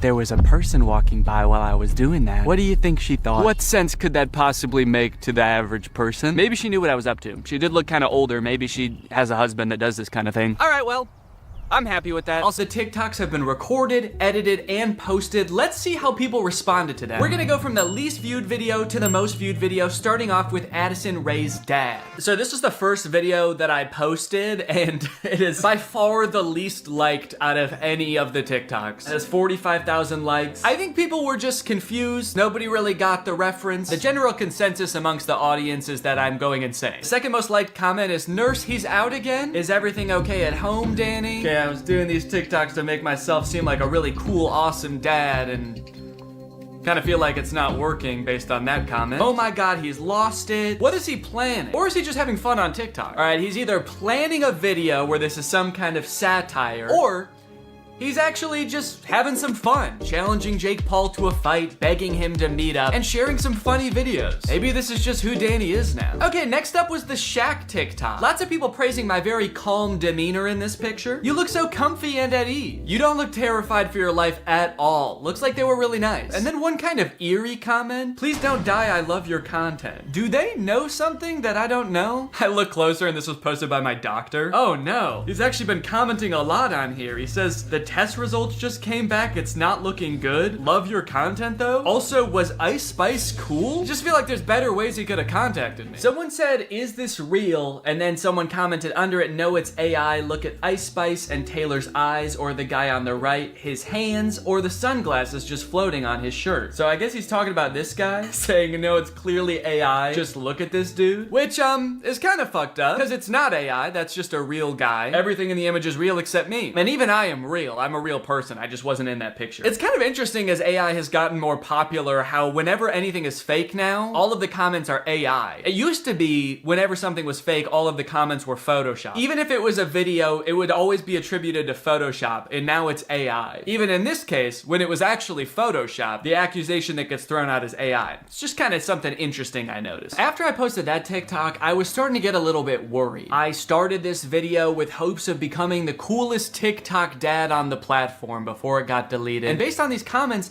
I was beginning to worry that being a good dad didn't have anything to do with TikToks or Ice Spice. But don't worry, the comments on this UFO video fixed all of that. "Thank you, Danny," we all say in unison. "A modern Shakespeare brought tears to my eyes. I saw this on the news, so heartbreaking. Thank you for saving our children, Danny." Wow, this gave me chills. The things we'll do to protect our children. I mean, I don't exactly know what you did in this video, but thank you for doing it. You definitely did something to protect our children, I think. I would unironically watch this as a movie. Yeah, this TikTok was good, but I just wish it took 2 hours. "Oh, Danny, where do I even begin? You are the light to my world. You are the sunshine, Danny, my only sunshine. You make me happy when skies are gray. You'll never know, dear, how much I love you. Can't talk, saving the world."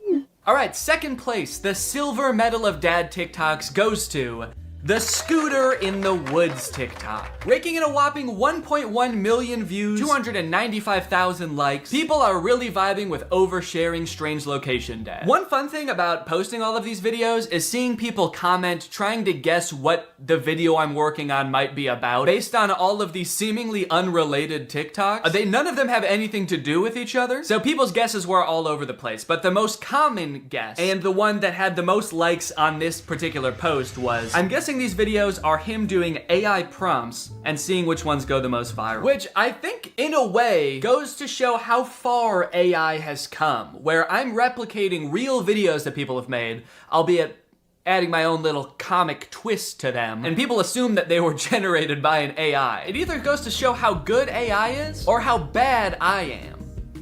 Either one. Someone said, too creeped out by Danny's facial expressions to even read the words. That's right, baby, that's my whole plan. I creep you out so much with my facial expressions that you don't even get a chance to notice I just admitted to burying someone in the woods. And finally, my most popular TikTok with 1.6 million views, POV Dad. With such praise as, this has to be for a video, and Danny, this is brain rot. You know, as a father, it's really important to me to have a positive impact on the minds of the next generation, so it means a lot to me that you would say that. Wonder what the new video is gonna be. What, a guy can't just fantasize about his imaginary daughter getting mugged and then his ragtag family coming to her rescue without people getting suspicious? I think that really says something about society today, and as soon as I figure out what it says, I'm gonna be pissed. Look, at the end of the day, we can laugh and giggle at all of these TikToks, but I think it's important what I learned from all of this, which is nothing. But you know what? I love being a dad. It is the best part of my life. I love it so much. And being a dad is an important job. And if you're a dad and you're working hard to give your kids a good life, there's nothing wrong with getting online every once in a while and posting a silly video or two. Sometimes you just gotta post on TikTok to take the edge off, baby. So here's to all the dads out there. I will toast my Dr. Pepper Zero to you. Clink! Alright, well thank you guys for watching this video. I hope you enjoyed it. If you're new here and you're not subscribed yet, make sure you subscribe and turn on my notifications to join Greg. I'll see you guys next time. Bye-bye. After MGK released his song Emo Girl and then followed it up by appearing in a bunch of insane interviews with Megan Fox talking about their love life, I think we're pretty good on MGK for a while. We don't need any more music. We don't need any more public appearances. We're good. We don't need to know any more about MGK's personal life. And folks, I think MGK finally took notice and he listened. He said, all right, look guys, I get it. No more music, no more interviews. I'm gonna take some time and I'm going to release a stoner comedy movie instead. So he hunkered down and he wrote and directed this movie, Good Morning, which currently has a 0% on Rotten Tomatoes. We got a good thing going here. 2 movies in a row with 0% on Rotten Tomatoes. What's the opposite of a Renaissance man? You know how people, when people can like act and sing and direct, like Donald Glover, people call him a Renaissance man. MGK is like a Dark Ages man. MGK is a medieval man. Also, sorry if I sound sick. Sorry. The moment this movie starts, MGK, aka his character London Clash, gets kind of a weird good morning text from his girlfriend Apple. Who's texting me? Oh, it's Apple. The text say, I wish I didn't have to do this through text, and then good morning, but she spells morning with a U. Now you might think that this would make London a little bit confused, but then realize, oh, it's just a typo. And you'd be right. He does have both of those thoughts. The problem with this movie is that the entire movie takes place between those two things happening. This entire movie is about MGK being confused about what those texts meant. Before he gets too concerned, he has to Google what morning with a U means. He's like, my fans are probably young enough that both of their grandparents are still alive. I should probably explain what morning is. Well, today should be interesting. Yeah, they let you know right away that this movie was written by a millennial. Well, today's gonna be kind of weird. MGK wrote the entire movie like this. So this just happened. Yeah, so the conflict at the beginning of this movie is that London thinks that Apple is breaking up with him. That text was a breakup text. Sorry to have to do this through text. Good morning, as in like happy morning our relationship. What kind of person is Apple that he assumes the text good morning means have a good time with your depression now? Look, this relationship isn't working. We're just growing apart. I just feel like you need to have a happy morning now. A happy grieving to you, good sir. When they introduce this character, she better be like wearing a top hat and carrying around a cane. It's gonna make a lot more sense when that happens. Good morning, good morning. Today might suck. Today might suck, guys. guys. I'm adulting today. All right, guys, it's time to attend the MGK School of Acting. You're about to step into an ice-cold shower. How do you react when the water hits your body? Shiver! Rub your arms to make yourself warm. Okay, those are good answers. Let's ask Professor Gun Kelly. Ooh, sorry, you guys all get Fs. Your punishment? You have to look at MGK's ass. That is just horrendous. I never wanted to see that. You know why it sucks when you're going through it with your partner? You're not going through it with your partner. She sent you one understandable typo, dude. Everything's fine. You're fine. Yo, does this look like a breakup text to you, or am I tripping? Yes. Yeah, dude, take it from the weirdest looking man you've ever seen who falls asleep in his cereal mid-conversation. That's a breakup text. I don't mean to shame this man's appearance. I think Cody Ko looks great here. This is Cody Ko if TMG made hyperpop music. This man has never sent a normal text in his life. I'm surprised he wasn't like, no, that's about as incoherent and cryptic as I usually am in my text. You're probably fine. His friend is clearly sick. At the beginning of the scene, he throws up on the microwave, and at the end of the scene, he drowns in his cereal bowl, and MGK leaves him to die. MGK, your friend is sick. Help him. And so am I. Goddamn. Also, just like a fun little continuity note, at the beginning of this scene, there wasn't a water bottle on the table, and then at the end of the scene, there is. So, that's probably why this movie has a 0% on Rotten Tomatoes. Ass continuity. I'm a stickler for details. Meet Kennedy. Uh-oh, guys. Megan Fox is here, and she is not like other girls. Megan Fox plays a girl named Kennedy, who's actually not the main love interest in this movie. Her character is actually lesbian, and at the beginning of this movie, MGK explains how, like, she hates boys, but she lives with all these boys, and so she's moving out, which MGK explains right after he forgets his line. It's in rice. Come on, you got it, dude. You wrote the movie, you should know it. Please don't move out. Yes! He did it! He remembered. It's a pretty long line. I'll cut him some slack. Throughout the beginning of the movie, they're constantly introducing new characters, and every character in this movie has some kind of weird quirk. This friend, like, did too many drugs at a music festival, and now he's kind of loopy. This guy is always throwing water balloons at people. This guy, like, smokes a lot of weed. It seems like MGK wrote this movie with just a bunch of crazy, weird characters, because the only, like, joke that he can think of to put in this movie is another character saying something weird or dumb, and him just kind of looking at them being like, that was kind of weird or dumb. Mercury is in Everglades. It's retrograde, Leo. Every time he introduces a new character, there's narration that explains what the weird quirk about these characters are. This is Angel. Meet Maxine Goldberg. But they kind of don't, like, explain really what I want to know about these characters. This is Dylan. I met him when he was working at In-N-Out, and he used to hook me up with free burgers and shakes. He's been my boy ever since. We don't care that he used to work at In-N-Out. That is so irrelevant. Please tell us why he's so sick. Why is he throwing up and passing out? That's more interesting. The reason that London Clash is so rich and cool that he lives in Rice Gum's house is that he is an actor. So throughout the movie, he's doing actor type things. Like, he films this self-audition tape. I don't really know what he's auditioning for. It kind of seems like he's auditioning for everything and also nothing all at once. Okay, this is my impersonation of Draco Malfoy. Looking for drugs. Where's the pot, Potter?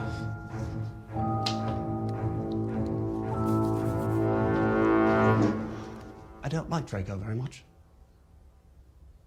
Honestly, this scene is pretty sad. I felt bad watching it. They don't explain what he's supposed to be auditioning for in this self-tape, but whatever it is, Jake Novak has a better chance of getting the role. I want to be the next SNL cast member. Now here's where the movie prevents the second conflict. That's right, this movie has two conflicts. The first is he gets that text with the typo, but the second is that today he has the biggest audition of his career. And no, it wasn't that self-tape audition. I guess they just kind of threw that in for goofs. He's auditioning to be the next Batman. I'm still waiting to hear from my agent about this Batman role. So, throughout the movie, London is faced with two equally important problems. The first, he has to prepare for the most life-changing, career-making audition of his life. And the second is that he's having a little bit of trouble getting a hold of his girlfriend. The stakes can't get much higher than this, folks. But Danny, can't he just prepare for the audition and then try to get a hold of his girlfriend later that day or tomorrow at the latest? No! They could be dead tomorrow, especially that one guy. He could die any second. They have to do both of them today. This movie kind of feels like a Lele Pons YouTube skit from like 2017, but instead of like 10 minutes long, it's an hour and a half long. From the sound effects to the uncomfortable silence between every spoken line in this movie. Why would you give me goat milk? I watched an interview. You said you like goat milk. I can't tell if they're using the awkward silence for like comedic effect to like really hammer home that like, these guys are kind of weird. Or if the silence is more just because nobody knows their lines very well. There's another option that they edit in all these pauses in the movie because we're supposed to be laughing at the things that they're saying in the movie. So they added in nice little pauses for us to laugh. She left with the dude? A buff dude. And they had bags. And yes, they left together. In fact, it kind of feels like, have you ever seen people who have edited The Big Bang Theory so that it doesn't have the laugh track to show how like bad all of the jokes are? Who are you? Oh, I'm Denise, the new assistant manager. That's kind of what this movie feels like. Are your eyes all watery? Because I'm high. That's way better. Bazunga. It's so fitting that this movie feels like a bad YouTube video from 5 years ago because I'm pretty sure they filmed this at Rice Gum's old house. Did something happen in that house? Is there like a curse? 100 years ago, one of Hollywood's earliest YouTubers died in that house and now all the content that's created there is cursed to be mad disappointing. Okay, so now they got to investigate what's happened to Apple. London's phone is broken, so he can't contact her, so the only thing he can do is go looking for her. So he goes to the last place she was seen and talks to Pete Davidson. Did you see Apple? Yeah, she was just here like 2 minutes ago. Did she say where she was going? You know what? She did. She actually... No, are you fucking crazy? You guys never talk to me. I mean, the only reason you know my name is because it's on my name tag. Right there. B-E-R-R-Y. Barry. Pete Davidson feels like he's not really invested in this movie at all. He breaks the fourth wall a little bit too much in this movie. He reads his name tag like he's making fun of the fact that it doesn't say Pete Davidson. He's like, Barry? That's not my real name. My real name's Pete. It's funny because I'm very clearly Pete Davidson and not some guy named Barry who works at a valet stand. There's also a scene later on in the movie where he looks directly into the lens of the camera. I think they could have cut that out. Well, talking to Pete Davidson, sorry, Barry. It's just so funny that he's pretending to be Barry. Talking to Barry didn't get him any leads, so I guess that means now it's time to go to his audition. No, sorry. Sorry, he breaks into Apple's house to find clues? Find clues, please. Find clues of what? What might she have left lying around that would indicate whether she made a typo this morning or not? They find a bag of her fingers? She was missing her fingers this morning. That's why she fucked up the tags. Oh. We should probably call the police, right? I'm not breaking into my girlfriend's house.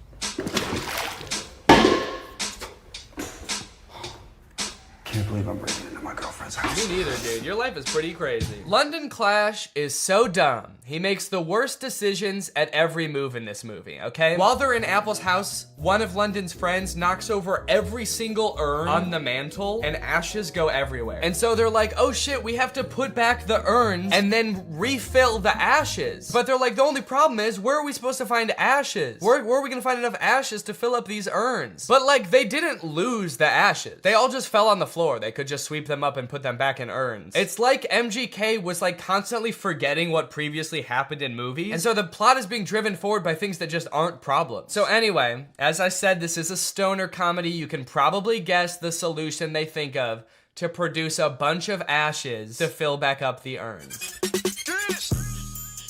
I'm a stoner. Yep. They're gonna smoke a bunch of weed. Ah, bunch of weed. This movie's crazy. They're gonna smoke a bunch of weed.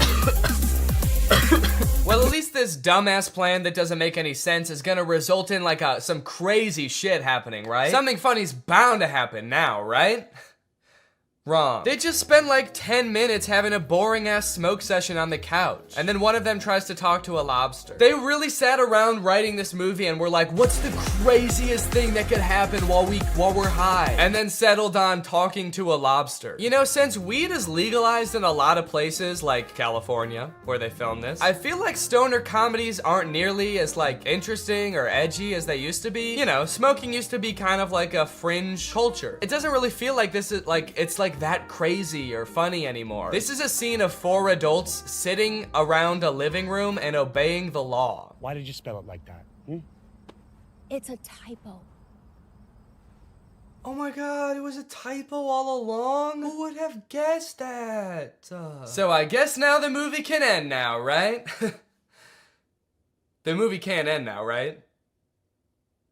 The movie can end now, right? There's 30 minutes left in this movie? What the fuck is gonna happen? What are they gonna do for 30 more minutes? Sit at a diner, apparently. So you're probably wondering how they wrap this whole thing up, huh? MGK missed his audition, he's not getting the role. His girlfriend is pissed off at him. How are they gonna wrap this movie up? Some sort of grand gesture that wins over both the director and the girlfriend? No, obviously not. That would make too much sense. London Clash gets the role because the director happened to see an Instagram live stream where London Clash gets punched in the face by Dennis Rodman, and the director just assumes that London Clash did that because he wanted to like impress him or something. It's a whole other plot line that I didn't really go into in this video, but it doesn't make any sense in the movie either. So he's got the role, now the only thing left is to get the girl, which he does by sending her a text at the diner being like, can we talk? And she's like, sure. And so they're driving to meet each other. He's texting her the whole way. He's texting and driving, and they get into a car crash, and then they are both paralyzed.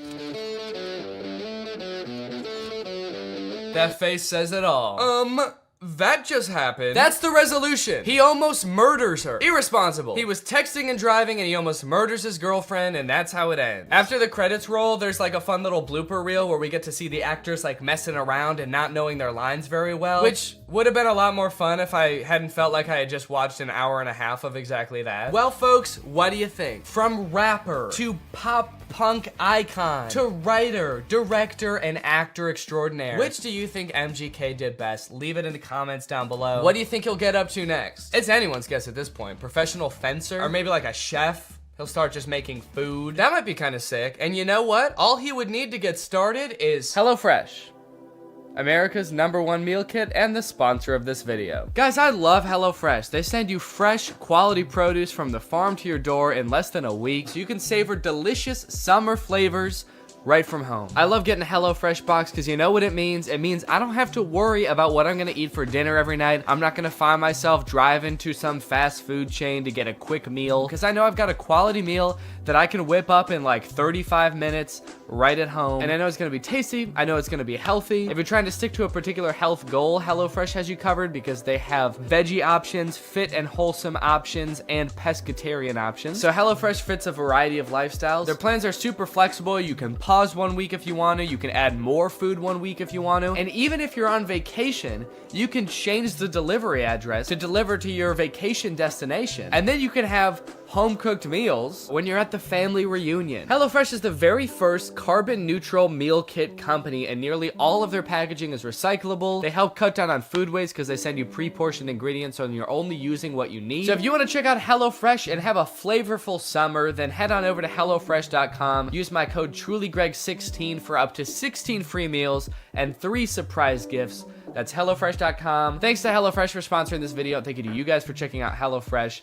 Now I'm going to do the outro of this video. All right, you guys, thank you for watching this video. I hope you enjoyed it. If you're new here and you're not subscribed yet, make sure you subscribe and turn on my notifications to join Greg. Greg is what I call my audience here on YouTube. We're the biggest and happiest family on YouTube. That is a scientific fact. Please do not look it up. Please do not fact check me, because facts don't care about your feelings and I don't care about facts. All right, I'll see you guys next time.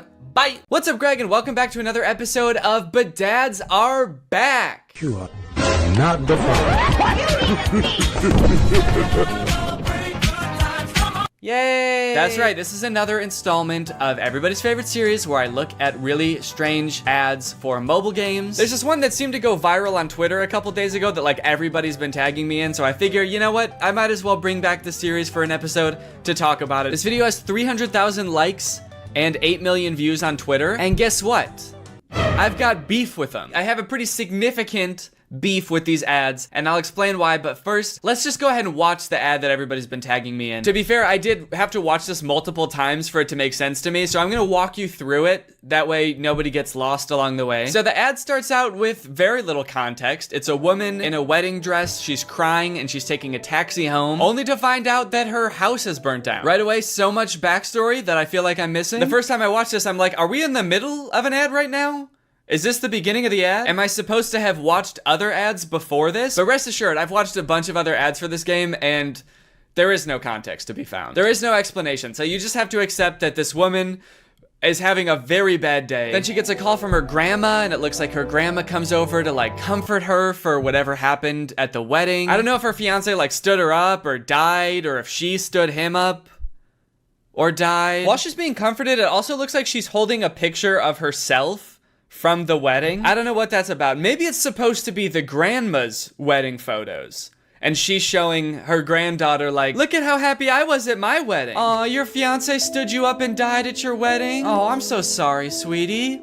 Look how happy I was at my wedding though. Look at all these pictures. See how I'm smiling at all of them? The reason I'm smiling is because my husband was present at the wedding and alive at the wedding as well. I wasn't marrying a present corpse. He was also alive. Does that make you feel better? Are my happy memories making you feel better? Why not? Then I guess to further comfort her, the grandma gives her a house, which I guess would be a nice gift, but the house is in like terrible condition. The grandma just gives her the keys to this like dilapidated shack. I guess it's big, but is that even a nice gift for someone who just went through like a horrible breakup? Hey, so I know that you're really sad that the person you love the most in your life stood you up at your wedding and doesn't want anything to do with you anymore, but you know what would make you feel better? A really big empty house. A house so big that it could be full of like some little kids running around or a little husband running around, but instead it's just big and empty. Does that make you feel better? Why not? Plus on top of that, with how like out of repair this house is, this just seems like a huge burden. I mean, I hope it'll be nice when it's done because it is pretty big, but like, this just seems like so much work. You know, it actually doesn't even look like it's in that much better condition than her original house. Well, sweetie, we know that you really miss your house because it burnt down and that was like the worst day of your life. So we wanted to make you feel better. So as a community, we all pitched in and raised enough money to buy you a second burnt down house. Go on, get in there. So by now the ad is about halfway done, and if you're wondering like, wait, what even is this game? I don't understand how this is an ad for the game, and what is going on? You're not alone. But luckily they take a pause from the story real quick to show us some actual gameplay from the game. And it's just like a home improvement game, like a gardening and fixer-uppy game. In fact, you might notice that it has kind of like a similar vibe to Lily's Garden, which I talked about like, I don't even know how long ago, like a year ago? A year and a half? If you don't remember, Lily's Garden were the absurdly inappropriate ads for a gardening game. They had all sorts of fun ads, like Lily's private time sitting on the washer, Lily pretending that she's pregnant so that her boyfriend will leave her. All sorts of wacky scenarios that they used to market this game that, as far as I could tell, was just about gardening. So hold the absolute F up, Merge Mansion, which is the name of this game. I don't know if I've said it yet. So hold up, Merge Mansion. You think you can just steal Lily's Garden's thing? I'm sorry, but I'm not going to allow this copycat behavior, okay? Sure, I didn't like Lily's Garden ads at the time, or even now. And they also tried to start beef with me by putting my little nutcracker guy in their commercials next to a dumpster. So really, I shouldn't be defending them at all. But you know what, Merge Mansion? Stop it. It's also just like so over the top for a game about just like home improvement. Is all of this context and backstory necessary? Would this be important to me if I downloaded the game? Would I use this information at all? So I've got an empty spot in my garden. I can either plant a tree or build a statue. Keeping in mind that my fiance did either die or stand me up on my wedding day, I think the choice is actually pretty clear. I'm going back to therapy.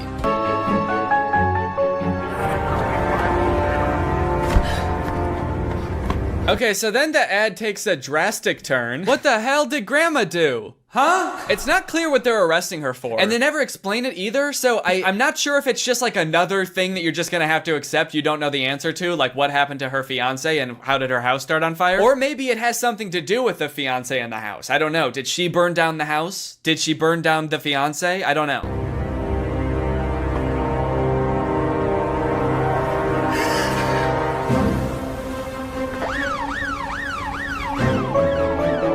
And there you go, that's the whole ad. He is alive. Oh, rats, Merge Mansion. Just when I think I figured out some of the context of this ad, you go and pull the rug right out from under me. What the fuck does that mean? So, who is alive, first of all? The fiance? I'm going to have to assume that's who they're talking about, which makes me think that I might have been right about them all thinking the fiance died? Is that why the wedding was canceled? And if so, How did they think that he died? How did they think that he died but never saw him be dead? Did he just not show up to the wedding and everyone was like, damn, he must be dead? That's the only reason a groom has never not showed up to a wedding, because he died. So, that sucks. Maybe at first they thought the fiance stood her up at the wedding, but then when she got home to where she and the fiance lived together, the house is burned down. So then they're like, oh shit, he didn't just stand her up.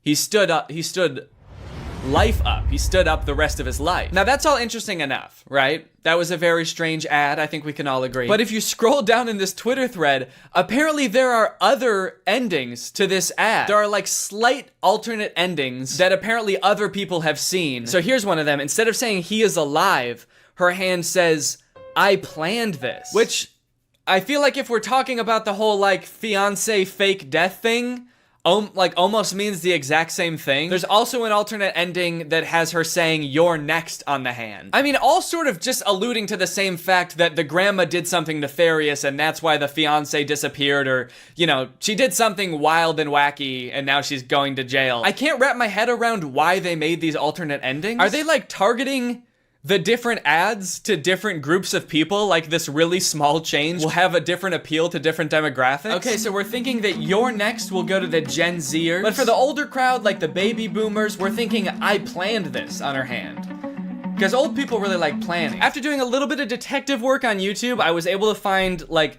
I guess the production company or studio or something that makes these ads.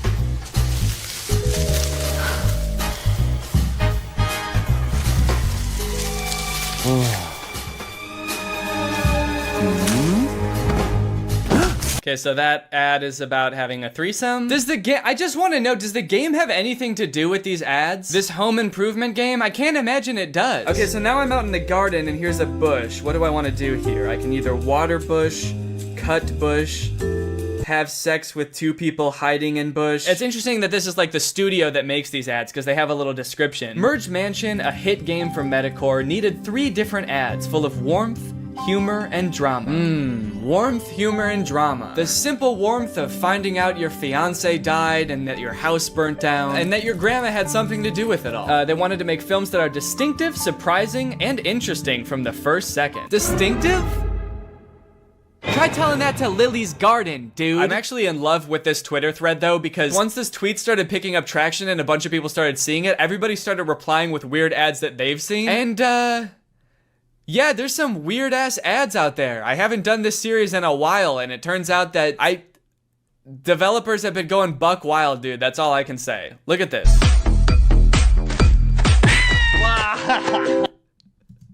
Dude, what a brutal kick. Oh my god. The sound effect and everything. I know that this is a common theme for all of these game ads, but I couldn't even wager a guess as to what this game is about. They're like stranded on an island, maybe? Like a desert island, but also this dude is like doing a little stripper pole dance for this girl. It's this fun new game where a group of people get stranded on a desert island and they have to start a new society, and instead of implementing money as currency, they implement pole dancing and lap dances, weirdly enough, as currency. And instead of jail, you just get punted. This next ad is one of the weirdest things I've ever seen, and I'm not exaggerating. And there's no way you'll believe me unless I just play it, so here you go.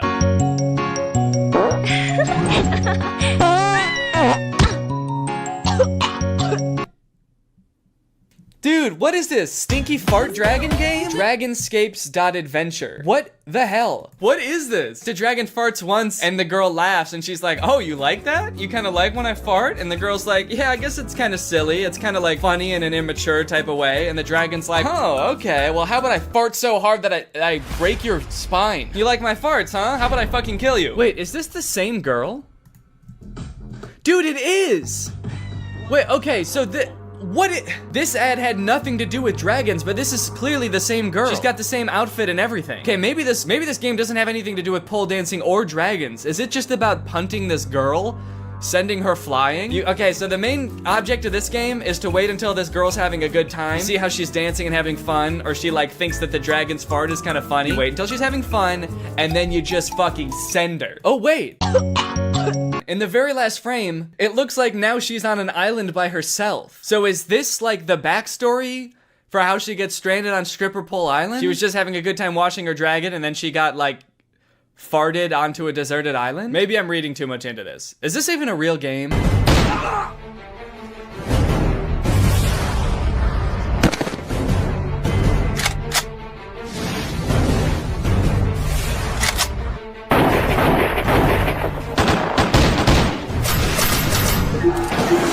Wow, that game looks pretty cringe. That game looks so weird. Who would download that? I mean, what do? You're in like colonial times and you form an army of dudes wearing only boxer briefs that can like form together into these sick big weapons, and then you like fight off these other armies? That's crazy. Crazy bad. That looks like a bad game. What is this game even called? Something dumb, probably. What is it? Guns of Glory? That's crazy, man. I would never want to even look at a game like that now that I know the name of it. Oh, look, this looks like one of those like episode type games, like a choose your adventure type thing. She says my fantasy ... and I guess you get to pick. Her two options are Spank Me Master or Spank My Ass Master. Is there a difference? Spank my ass, master. Now spank me, master.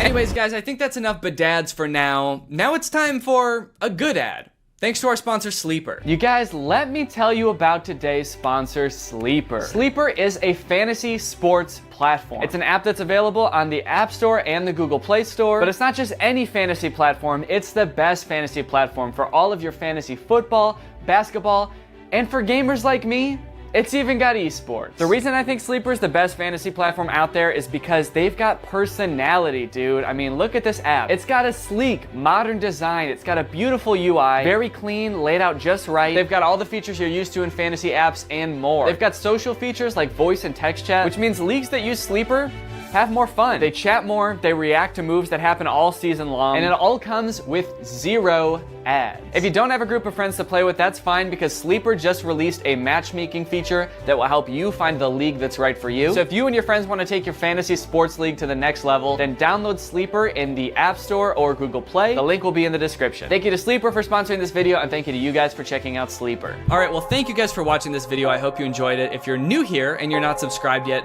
make sure you subscribe and turn on my notifications to join Greg. We're basically the fastest growing army on YouTube. Please do not look that up, but it is true. All right, well, thanks again for watching, and I hope you guys have a nice rest of your day, and I'll see you next time. Bye. This video is over now. You'll find something else to watch, or just watch this video. I know we had a lot of fun, but you can't stay on this end screen forever. No. This video is over now.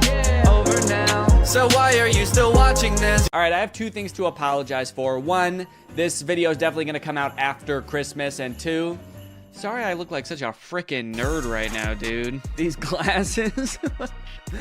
I have an ulcer on my eyeball. Merry Christmas to me. Don't worry, it's not a big deal. It's gonna get better in a few days. I just have to put these drops in my eyes like every 20, 30 seconds. I know this is gonna come out after Christmas because I'm recording this the day after Christmas. But to be fair, like, are modern Christmas movies even really about Christmas anymore? Old Christmas movies used to be like, you know, sweetie, this family is the best Christmas gift a guy could ever ask for. Why, I'm starting to think I won't kill myself after all. Whereas now, Christmas movies just feel like a hodgepodge of cliches that are vaguely related to Christmas. Every Christmas movie now is like, Christmas with the Stinks. What happens when Santa gets lost in a small town just 1 week before Christmas? He's gonna have to spend it with the Stinks. Hey, come on in, we're the Stinks. We like to poop and shit. Also, Santa is a secret agent. And he's got a gun. I have a gun. Starring Dwayne "The Rock" Johnson as every role and filmed entirely in front of a green screen. I have a gun. Netflix presents Christmas with the Farts. Only on Hulu, July 7th. I mean, Netflix's like big Christmas movie they came out with last year didn't feel like a Christmas movie at all. It was a very confused movie about Santa being kidnapped by a witch who like sucks all of his powers up so she can imprison half of the population, which on its face does seem like it could be like a whimsical, fun Christmas movie. I just wish any of the people making the movie realized that, because they all just played it really serious and made it feel like a Marvel movie. Hey, Fred. Got a 5'11" male grown-up hovering by the scented candles. Keep an eye out. Yeah, we got a guy maybe stealing one candle. Can we get somebody to take him in the back and kick his ribs in? Also, Santa appears to have some kind of deal with the US military. They like escort him around with fighter jets. What does the US military get from this deal? Santa, are you making them bombs? I also feel like this movie does this thing that a lot of Christmas movies do now, where because Santa's whole operation is basically impossible, basically, not, you know, I still believe in Santa. They try to come up with lore that explains it and makes it seem more believable. So like in this movie, instead of Santa's village just being like a dozen elves helping him, it's like an entire city. It's a metropolis. Yeah. No, that actually makes it make less sense. It actually made more sense when it was just magic. Thank you, though. Anyway, I don't really want to spend too long talking about that movie because it's pretty boring. And I also want to talk about the movies that I actually want to talk about. Dear Santa and A Very Jonas Christmas. Dear Santa also came out last year, and the premise, if you can believe it, is that a little boy writes a letter to Santa, but he is dyslexic, so he accidentally addresses it to Satan. And then Satan shows up. And it turns out he's the guy from the Minecraft movie. Yeah, very different kind of idea for a Christmas movie, but in their defense, at least they made him terrifying. Yeah, I don't know what kind of processing they did on Jack Black's face, but he looks very uncanny. I mean, he looks like a video game character. To the point where, like, he might be completely CGI. I don't know if Jack Black knows he's in this movie. And I think that this right here is what might have given me that eyeball ulcer. Young kid writes a letter to Santa, but he misspells it and it goes to Satan. So Satan, played by Jack Black, shows up at Christmas time and comedy ensues. Why did they put Jack Black in quotes? Played by Jack Black. Does Jack Black know he's in this movie? That's why Jack Black is in this movie that we made about Satan. On all accounts, this movie makes zero sense. I don't know why they made this. A child being haunted by the Lord of Darkness should be the plot of like a horror movie. Is he gonna be like his friend? Are they gonna hang out? Is this gonna be like Gooby but with an evil monster? They already made that movie. It's called Gooby. Now going into this movie for the first time, I knew two things about it. One, that Jack Black plays Satan. And two, that something happens at the end of this movie that is in very poor taste. I was very curious to see what that was, but as the movie progressed, I honestly had a hard time seeing how that could possibly be. I mean, after all, there's so much insane shit in this movie, how could there possibly just be one thing? So most of this movie revolves around Satan trying to get this little child Liam to fulfill a deal in which Liam gets 3 wishes, and Satan gets his soul for eternity, and Liam goes to, and excuse my language here, hell. And in fact, he does eventually fulfill the deal, which leads to this very confusing montage. What? Why so blue? Why so blue?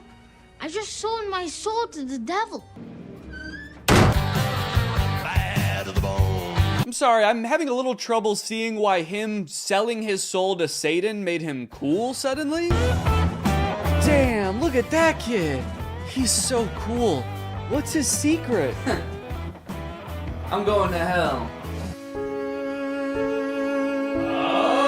I'm going to hell. So like, does that lead to the poor taste ending? Is it Liam's parents' marriage falling apart? Is it Liam trying to use Satan to get his crush to fall in love with him? Is it this kid's teeth? Is it him wishing Satan would resurrect his brother from the dead and it happening? Oh, yep, that's it. It's that. We wanted to make sure that it didn't get too dark. It didn't become a horror movie or anything like that. I don't know, guys. I think you made it too dark. We wanted to tell a nice Christmas story. Yep.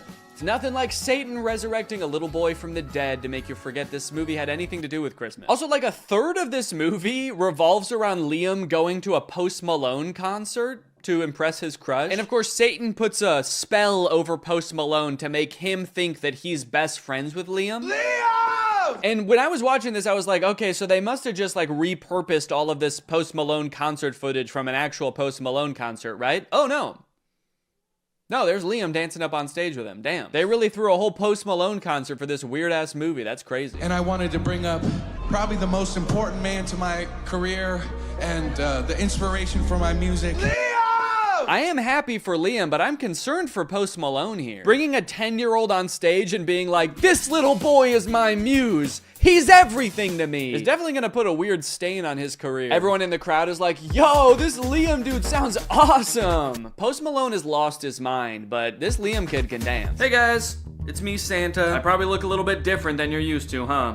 Probably expecting a guy in a big red coat with a white beard, huh? Well, This is what I actually look like. All that stuff about rosy cheeks and a big white beard is all made up. Coca-Cola made that up in the 80s. I have always looked like this. Anyways, guys, I was just popping in here to thank SoFi for sponsoring this portion of the video. As we all know, one of the simplest and most powerful ways to build wealth is actually by earning interest on your money. Making your money work for you. Just like I make the goblins work for me. Like, that's right, the elves are another thing Coca-Cola made up. They're actually goblins, and sometimes I also hire ghosts.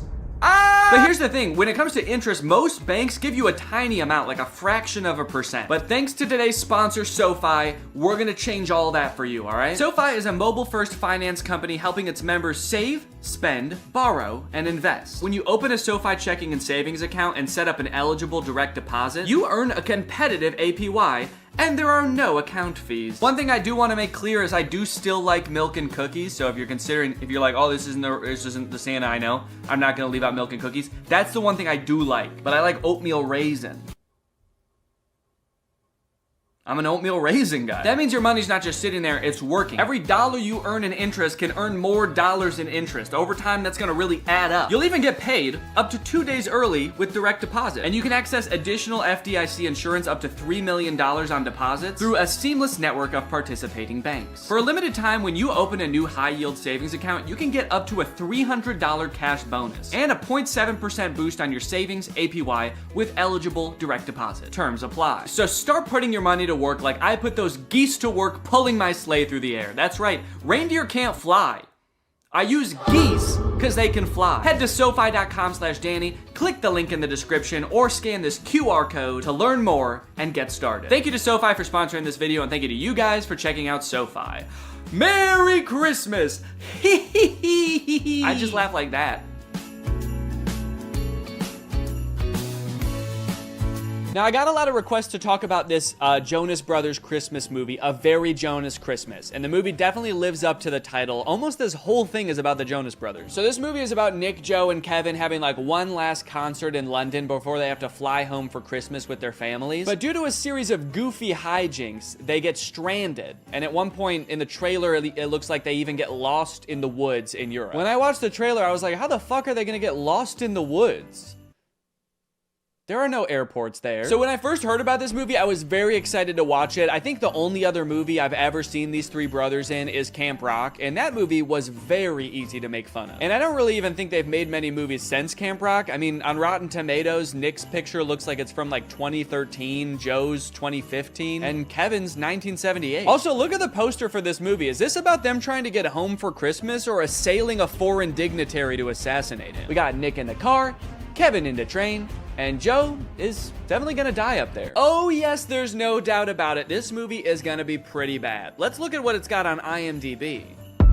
Oh, a 5.7. Okay, that's actually better than I would have thought. What about Rotten Tomatoes? 92? Wait, it looks like people actually really like this movie. And look at this dad on TikTok. He's losing his mind laughing. Did the Jonas Brothers make a good Christmas movie? On purpose? Okay, so I have watched the movie, and I will say it's better than I thought it was gonna be, but that doesn't mean that it's not insane, because it is still insane. For example, you're probably wondering how the Jonas Brothers got stranded in Europe in the first place. Like, obviously, most people have to deal with, like, holiday travel congestion, but the Jonas Brothers probably fly on, like, a private jet, right? They're not dealing with regular air traffic. Well, like I said, they just finished their tour. They're anxious to get home to their kids. It does kind of seem like their kids aren't really that anxious for them to get home. I'm gonna be home tomorrow and I'm gonna take you skiing just like I promised. And she could care less. That does kind of lower the stakes of the movie a little bit, that they're like, guys, what are we gonna do? We've got to get home for Christmas. Our kids need us. And their kids are just like, nah, we're good, man. Don't worry about it. We have really healthy attachment, so we're not gonna fret too much about it. Don't do anything too drastic. How about we get lost in the woods and eaten by wolves? Well, Nick and Kevin are anxious to get home, actually. Joe is a little bit sad that tour is over because he's gonna miss his brothers. So he starts unknowingly venting to none other than Santa himself. Nothing like Christmas to help a family rediscover its magic. Except our Christmas plans are to get the hell away from each other, so. Oh, that's not good. That's not good at all. Hold up. They want to get home for their kids on Christmas? No. Santa cannot allow that. Santa hates kids. So Joe walks away, and Santa is upset that the Jonas Brothers aren't going to be spending Christmas together. So he comes up with a brilliant plan. Nay, a perfect plan. Nay, a terrible plan to keep the Jonas Brothers together. Christmas spirits, I've seen something tragic. These boys shan't get home till they rediscover their brotherly magic. Unless they decide to spend Christmas with each other, the spell will keep brother stuck with brother. I mean, that's wild. Is that a thing that Santa does? He casts spells like a witch? Dang, maybe I take back what I said earlier. Hey, come on in, we're the Stinks. We like to poop and shit. No, not that. The thing about the magic. It actually made more sense when it was just magic. Thank you, though. Yeah, that. Don't worry, though. The consequences of his spell aren't anything too crazy. After all, Santa Claus works in subtle ways. Holy shit! Santa, did you check to make sure there weren't people on there? Let's have a moment of silence for all the people on that plane that involuntarily volunteered their lives for the greater good, helping the Jonas Brothers reconnect. I had no idea that when Santa worked his magic, there was so much like death and despair involved. That's crazy. Also, it's a little bit disturbing that I feel like the Santa in this movie has already done worse things than Satan did in that entire movie. You're the uptight, responsible one. You're the lovable tramp, and I'm the relatable human cardboard. Forgettable Curly, the world's most unlikely rock star. Not Nick or Joe. The one that still lives in New Jersey. Dang, they are really leaning into this ragging on Kevin thing in this movie. Like, damn, I know this is a thing people joke about. I know I've written a whole song about ghosting the guy, but you guys are his brothers, dude. Feels different when you do it. This movie is also a musical, which is kind of fun. A lot of the songs are very catchy, like Coming Home This Christmas. Unfortunately, music labels have been like very strict about copyrighted music on YouTube, so I can only show you like a tiny little snippet of it. Now, one thing that made it kind of tricky to write a video about this movie is that they do this very self-aware thing where anytime like a goofy plot detail comes up, they make a joke about it before you even get a chance to think it in your head. Wait, they're getting to the train station just barely before their train, but they're gonna stop to sing a song about it? That's kind of... You think we have time for a song? Yeah! Oh, they already... Okay. But isn't this whole plot just the plot of a bunch of Christmas movies? Have you ever seen a Christmas movie? It's literally the entire plot of the film. Damn, they're good. Who knew the secret to making a flawless movie is just pointing out all the flaws before anybody else has the chance? Honestly, it is a pretty good tactic if your sole goal with the movie was making it really hard for commentary YouTubers to make videos about it. But it does feel very defensive, and it also kind of gets old to, in every scene, be like, yo, this is kind of weird. What is going on here right now? What the hell, is that a camera? Also, there's a lot of parts in the movie that are actually genuinely funny, and they kind of ruin them by doing this like self-aware thing. Like this song that Nick sings from his musical Home Alone the Musical, where all the lyrics are just about how being home alone means that there's no people in the house. It's a very funny song. Also, I think that YouTube is claiming this one less, so I think I can show a little bit more of it. But even when the movie is actually funny, the writers still feel the need to be like, what the hell are these guys even talking about? I can't believe the show only ran 3 weeks. I can. I'm sorry, Joe. Nick is just being so random right now. I mean, what is this? Some kind of movie?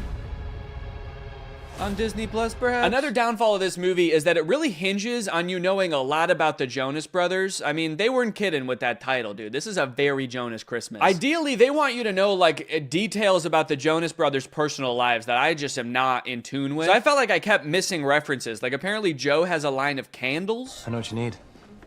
A calming chamomile candle. My new line, Glow by Joe. Also, apparently Nick and Kevin are married with kids, and Joe is divorced? I didn't know that before I watched this movie. So every time they would vaguely reference it, I had no idea what they were talking about. Got a few bad breakups under my belt as well. I'm not sure what to do here. Like, do people pretend not to know literally everything about your personal life? Or like... Yeah, it must suck for everybody to know that you have brothers? That's what we're talking about, right? You had 2 brothers and then you got divorced with one of them, so now you just got one, huh? I know so little about their personal lives that in my head, Joe just is his character from Camp Rock. So when I heard that he was divorced, I was like, damn, it didn't work out with Mitchie. You guys were so perfect for each other. So more wacky hijinks happen, and eventually they get picked up by Santa, who I gotta be honest is a very unorthodox Santa. I live a very solitary life. My home is very remote, and my work is all-consuming. Yeah, he's like lonely and burnt out. I guess maybe he doesn't have the elves in this version of Santa, and so he has to do it all himself. Maybe he makes every present via terrifying spell. This lone wolf has always daydreamed about being part of a pack. Would you mind pulling over? I just want to go check on my brothers. Hey, would you mind pulling over? You're freaking me the fuck out. Eventually, they find a private jet to fly them home, but the pilot crashes the plane because he's taking sexy pictures of himself while flying. I like how the plane is in complete free fall and they don't seem to be affected by the G-force at all. We're going down! Everybody, brace for impact! Oh, fuck! There's this running plot line throughout the movie about how Kevin secretly wants to sing in a Jonas Brothers song, but they never let him and he's too scared to bring it up. But at the end of the movie, they make it home to their families and they're all singing and they finally let Kevin sing. It's a fun moment. It's great to finally hear him sing, and it's great that they're finally letting him. But then in real life, I just saw that Kevin just like released his own solo song. So it kind of seems like the opposite happened in real life. In the movie, they're like, yay, Kevin is singing. And in real life, they're like, you have to sing as far away from us as humanly possible, please. Honestly, though, all in all, this movie was a lot better than I thought it was gonna be. I was laughing at parts. I even looked like that dad from that TikTok at a few parts, dude. I was sitting on the couch kicking my feet. I was giddy. Anyways, I hope you guys enjoyed this video. I hate to break it to you, but I don't know, this will probably be my last video of the year. Enjoy your New Year's celebrations, everybody. Stay safe. Thanks for watching, and bye-bye. What's up, Greg, and welcome back to the Romance Channel, where we cover the hottest romance movies known to man. When you think of the perfect love story, what comes to mind? Passion, lust, destiny, brothers, psychological intimidation, gazebos. All of those? Yeah, all of them? Good. Because today we're talking about The Kissing Booth. I've had this movie recommended to me for a while, and I recently sat down to watch it, and I gotta say, guys, I'm pretty confused. This movie has a completely normal premise, and there's actually nothing wrong with it. It's not weird at all. Guys, don't we all have a best friend? And don't you and your best friend have a written, strict set of rules that you guys follow to maintain your friendship? And isn't one of them, don't fuck my brother? Do not have sex with my brother! Of course, so see, I don't know what the problem is. Just don't end up grinding coochies with my brother, or I'll literally never talk to you again. Grinding coochies? What the? Ugh. All right, you know what? Just for that, that's it. I am making the video. The Kissing Booth is a bad movie. This movie starts off with way too much exposition. Instead of a normal movie where you sort of naturally learn about the characters as the story progresses, the movie decides to just dump the main character Elle's entire life story on you in like 3 minutes. Okay, Lee got a scooter and you broke your leg. Actually, should I be writing this down? Learned how to ride a bike. Learned how to swim. Okay, she knows how to swim? I feel like I would have just assumed she knew how to swim. Got my first bra. Discovered I like soccer. Discovered a way to get to our favorite place to dance. Okay, all right, okay. I think it's too much information, right? There's no way all of this information is necessary right at the beginning of the movie. It's not. It's almost all unnecessary information, actually. And by the time I finished watching this intro, I felt like I had already watched like 10 movies. I still have to watch another movie after this. I've watched like 3 people grow up from being a baby. Before the movie even starts, you watch Elle's mom slowly die in the hospital. Sat with mom in the hospital. Said goodbye to my mom. Damn. Told her all about Noah. Watched Noah ride his motorcycle for the first time. Oh, hell yeah. Mom or motorcycle? I think we came out all right on that deal. Did we need to see the mom die? Did that have to happen? They barely reference it in the rest of the movie. Did they have to just rapid fire through that? I guess it gives you a reason in the movie, like right off the bat, to be rooting for Elle, because you've seen her go through some hard times. I guess later on in the movie, if you ever start to feel like she's being an asshole, the movie can be like, hey, well, her mom died, all right? So take it easy with the judging, okay? Pretty much all you need to know from the intro of this movie is that Elle and Lee are best friends. You know because they pretty much have the same letters in their name. And Elle has a crush on Lee's older brother, Noah. Noah is established as being irrationally angry and violent in the intro as well, so what's not to love? And that's Hey, don't fuck my brother. So Elle is clearly infatuated with Noah right from the start. I think we can all see that. Lee can see that. So you might think, damn, they have just a few rules in their friendship and Elle is not able to follow them. What a jerk. And 1, you haven't even seen the half of it, dude. If you think this is bad, what do you think the rest of this movie's about? And 2, easy with the judging, dude, all right? Her mother passed away. I do find it interesting that the rule says, like, no dating either of our relatives. This rule was clearly made just to keep Elle away from Noah. Elle's only immediate family in this entire movie is her dad, who's like 50, and her brother, who was probably like 2 when they made these rules up. Her mother, I don't know if you know this, but she unfortunately did pass away, so she is not in the picture anymore. So did Lee propose this rule being like, hey, so, if you stay away from from my brother, then I, a child, won't fuck your dad. Deal? One day while getting ready for school, Elle rips her pants and has to wear the only other option that the uniform allows, which is her skirt, which is a little bit too short for her comfort, and she ends up getting groped by a jock. Luckily, Noah, who we've established as being very violent, jumps in to beat the shit out of the jock. Little sister's pants, which is super gross. So Noah is the main love interest in this story, and they start out by establishing that Noah sees Elle as a little sister to him. Pretty interesting. And I do wonder how they're gonna get around that, if he is to be her love interest in this movie. So the reason this movie is called Kissing Booth is because Elle and Lee run the dance club at their school, which they never actually show, but I think it just consists of them going to the arcade and playing Dance Dance Revolution, which, if so, is a sick idea for a club. But their school is having a carnival, and their dance club has to come up with like a fundraiser to do at the carnival. Sing boo! Oh shit! I love how they both say it at the same time. That's such a specific suggestion. It's almost as if they've done this before, and they think of Kissing Booth as like the solution to every problem. Her mom was in the hospital earlier, and Elle's like, damn, if only we could heal my mom with some kind of Kissing Booth! The doctor's like, you two need to get the fuck out of here. Obviously, that was the first thing we tried. Before Elle and Noah can get together, though, we need to find a little bit more out about Noah. Like, who is this main love interest? We know that he's violent, which is awesome. But the movie also has to show us how manipulative he is. You see, it all starts with Elle exploring some other love options at school. For example, the man that groped her earlier. Oh, sorry. So Noah goes by Flynn for some reason. Like, all of his friends call him Flynn. So when they're talking about Flynn, they're talking about Noah. Just so that makes sense.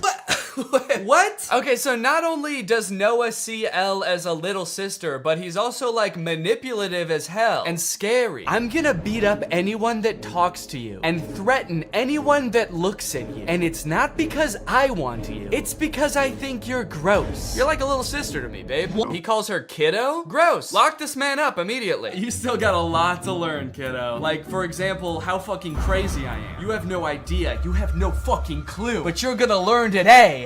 I'm naked, baby! The Flynns are a very controlling family, aren't they? Like, in Elle's friendship with Lee, he's made all these rules that he has to follow, like, don't fuck my brother. And now Noah has rules like, don't fuck anybody else. It's an entire family where they're like, hey, who are you gonna fuck? Who is that? Who is that? Don't fuck him. Fuck me. No, don't fuck me. That's not allowed. So the Kissing Booth is coming up, but Elle is having a little bit of trouble getting people to volunteer to work at the Kissing Booth, obviously, because that sounds gross as hell. Need peeps to work our Kissing Booth. Looks like she started texting people that don't even go to her school. This guy? This like bald middle-aged man? Is that a teacher? Whoever he is, he thinks that it's hysterical that she would even ask. She's got Abraham Lincoln in here, Frida Kahlo. This girl has quite the contacts list. I do respect Abe for his honesty though. You know, I guess that is what he was known for. But I understand his reservations. He has not had good luck with booths in the past. After a few more uncomfortable scenes of Noah protecting Elle from herself, it's time for the Kissing Booth. Since they're short on volunteers, when it comes time to actually do the Kissing Booth, Elle ends up having to step up to the plate, and Noah,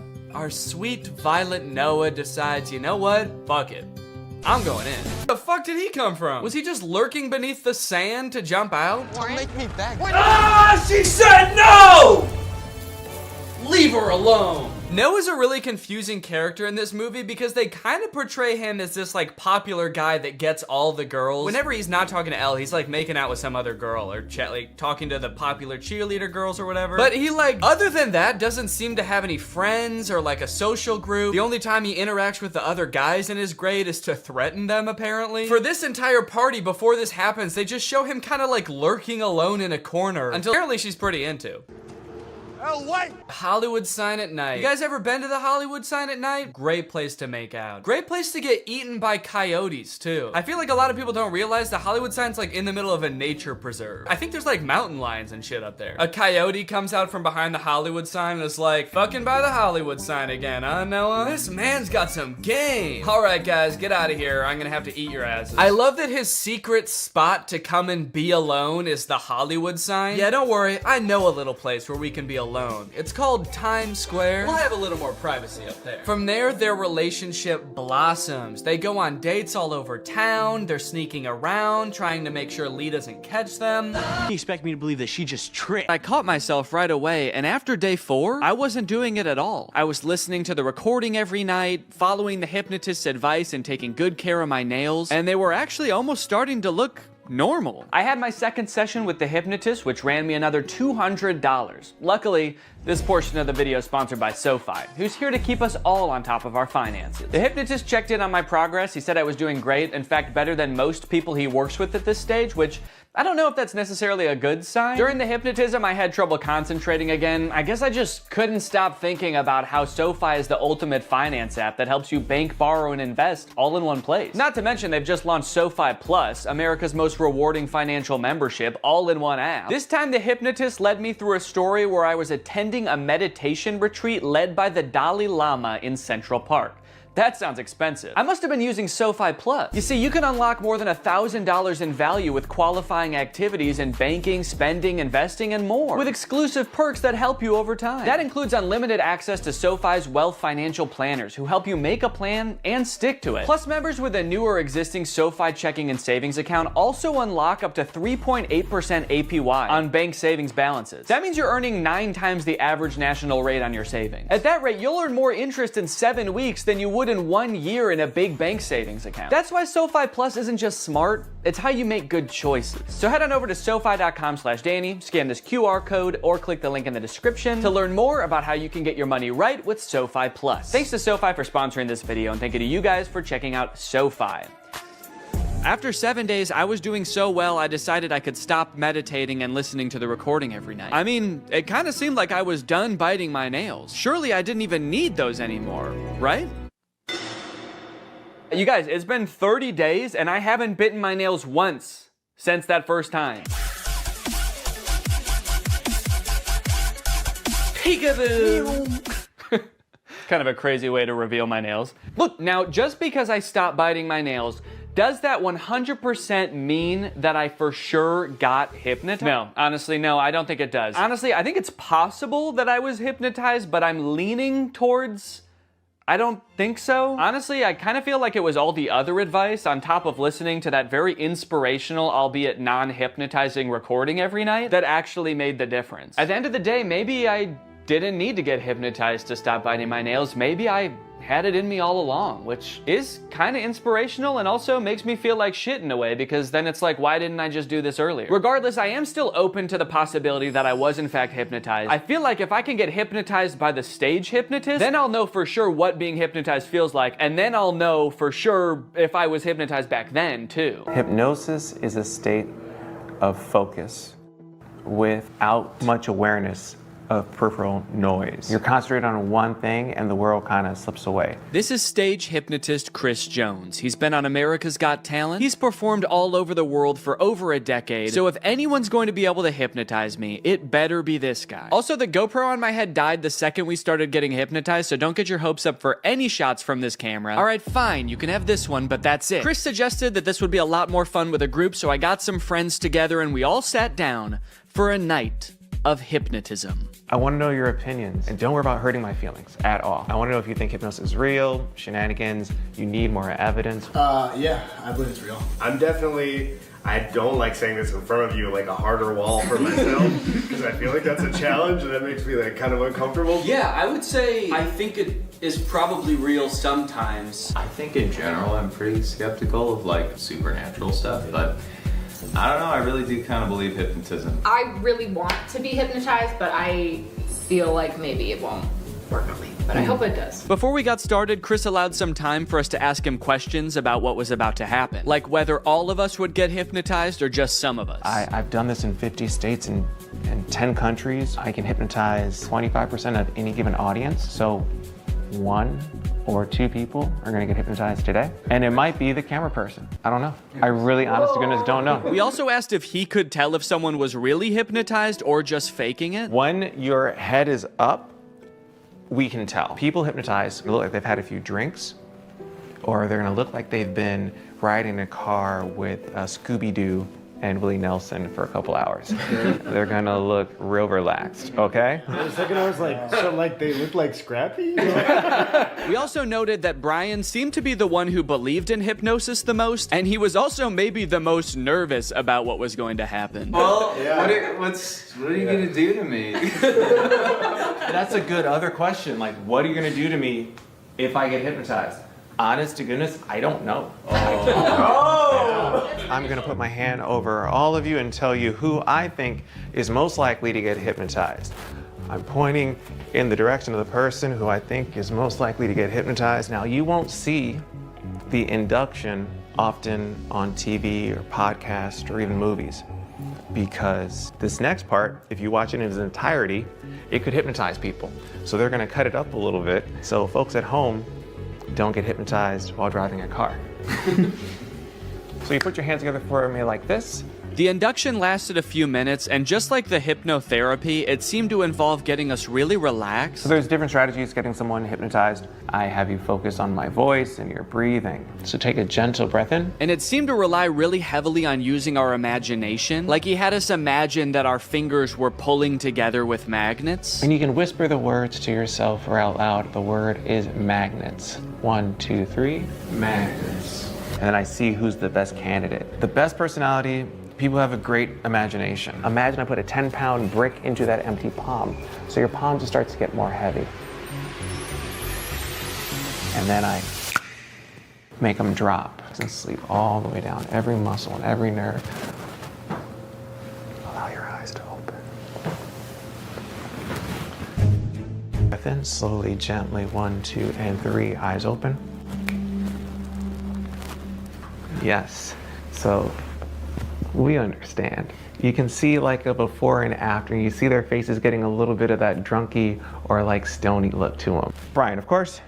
Yeah, what's happening? What are you feeling? Tell us your wife, because you are a great candidate for hypnosis. I can totally tell. You are there. Danny's there as well. I just want you all to interact in a moment, but what are you feeling right now?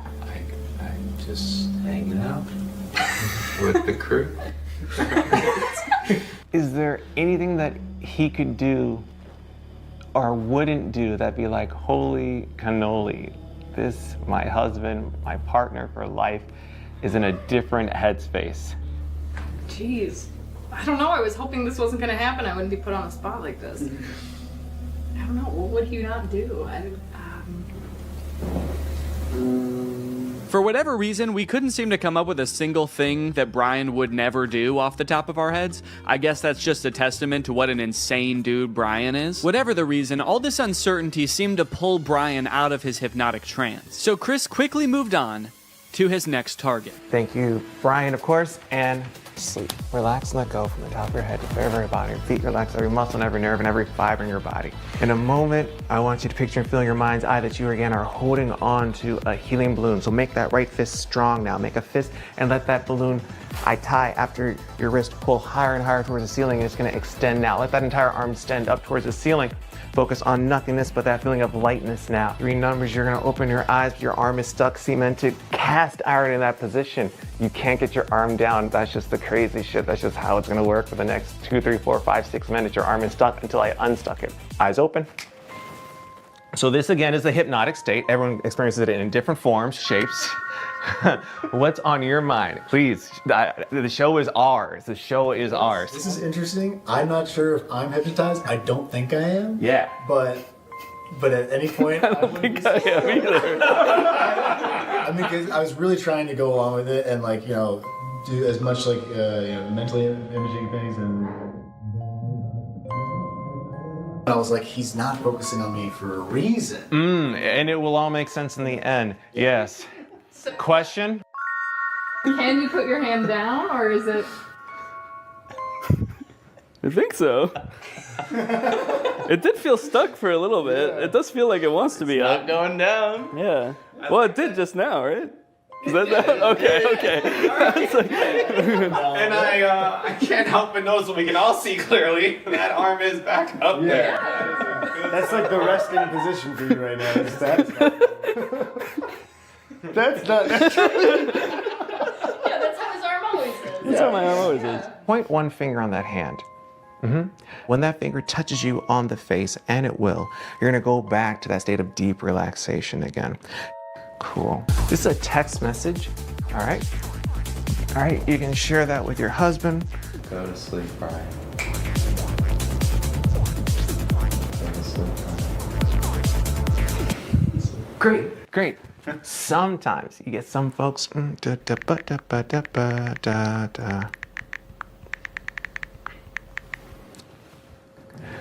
3, 2, 1. Danny, wide awake. Hey, your homeboy has a text for you. You can just read that. Go to sleep, Danny. I will go to sleep. Okay, clearly the dynamic changed here a little bit, and I'm still not exactly sure what happened, but somehow both Brian and I got snapped out of whatever might have been going on. I heard you guys all leave. That's fine. I didn't know if I was supposed to stay asleep or what. That's all right, good morning. So even though it wore off pretty quickly, I think we can all agree by the look on my face, I was in some different kind of mental state, at least for a little bit there. So is hypnotism real? Maybe so. What does it feel like? Well, just ask Danny from right after the hypnotist left. I'm curious, did it seem like I was hypnotized? Yes. Okay. A little bit. Because I feel like I don't really think I was. Really? Naturally, what followed was about 20 minutes of the rest of the group trying to convince me that I was in fact hypnotized. Physically, I was shocked with how much you guys collapsed. You two did definitely have like a very glassy. It almost feels like I'm gaslighting you about you being hypnotized. Like for somebody to come up and be like, sleep, and then you collapse is like such a suggestible state that is not your own. Am I just a little bitch that'll do anything anyone tells me? I can't believe it, but I genuinely didn't realize I was hypnotized until the next day when I watched the footage and realized how out of it I was. Okay, okay. No, maybe I see a little bit of what he was talking about there. I do look a little bit out of it, actually. I guess in the end, hypnotism is real, but it doesn't feel at all how I thought it would. It kind of just felt like I was very relaxed, maybe even a little bit tipsy or like dazed. It honestly felt kind of good, and I think you can tell I was a little extra giggly. Hey, look, it says all those things on Google too. That's crazy. I didn't have to make this video at all. Now that I know what it's supposed to feel like, I guess I could say it's possible that I really did get hypnotized to stop biting my nails too. I just didn't understand what it was supposed to feel like. But I still don't know that I recommend it for the $450 I ended up paying, especially when there's a bunch of free hypnosis sessions on YouTube you could probably just try. Damn, I can't believe I'll never bite my nails again. Thanks for watching, guys.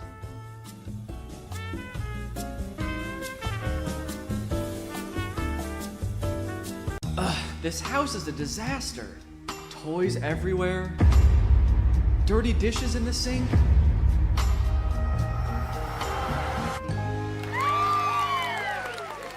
Whoa, who are you? I'm Neo, a robot designed to help you get more chores done than ever before. With my patented soft, lovable body and state-of-the-art robot innards, Gross. I can handle any task, from loading the dishwasher to cleaning up your son's toys. Oh, those are my toys. Oh! I'm so glad you're here. Finally, a fully automated robo-maid. Oh, well, technically I'm not fully automated. Let's get started right now. You said it. Here I go!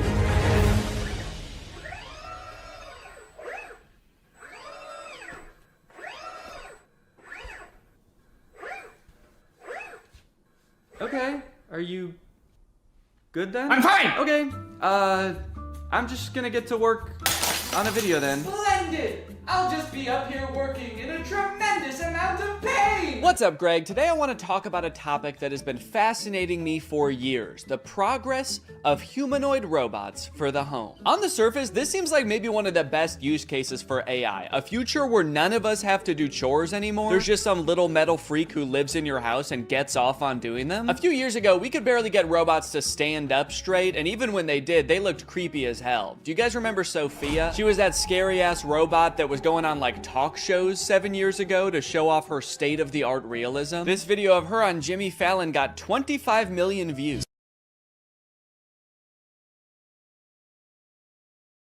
I I think she thought they were gonna kiss, dude. Look at her hands reaching up to his face. She's like, kiss me, Jimmy. Kiss me like you did backstage. Jimmy's like, guys, I think your robot's acting weird. She's saying crazy stuff. Fuck me, Jimmy. Every popular video that Sophia was in was from like 6 or 7 years ago, so I'm not really sure what she's up to now. This is the last video that was posted to her YouTube channel. It was 5 months ago. Sophia, you know me, right? I'm your father. You know what I can't wait for? Is this the first time you've talked with a robot? I hope this isn't too weird. We're going to have to break you to rebuild you. And I need your help. Okay, so she's not doing well at all, I guess. That was terrifying, man. I was like, hey, we haven't heard from her for like 6 years. And the last video that she posted, this guy is like, I'm your daddy. Remember me?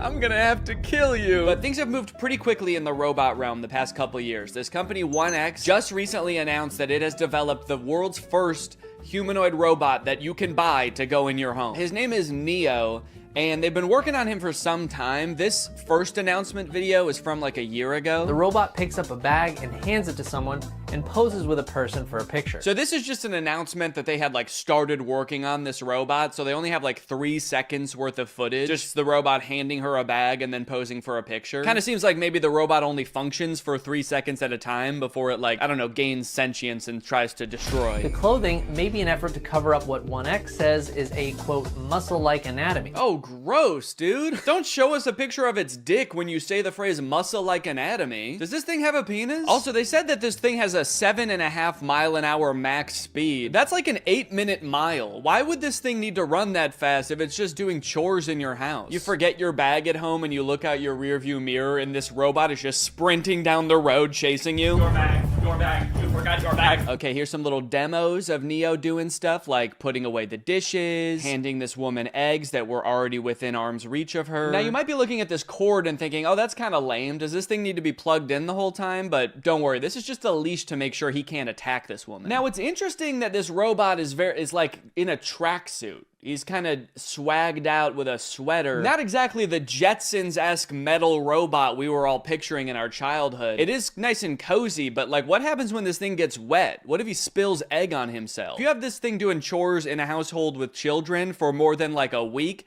it's gonna smell like shit. And I guess you could just take off its sweater to wash it, but then you're gonna see this thing's dick, and I really don't wanna see that. Okay, but those were just the early beta videos. This is the official announcement that you can pre-order Neo. Now, this came out 3 days ago as of recording this. And look at this, now Neo has a much improved look. Instead of that black face visor, they gave him the creepy black eyes the parents have in Coraline.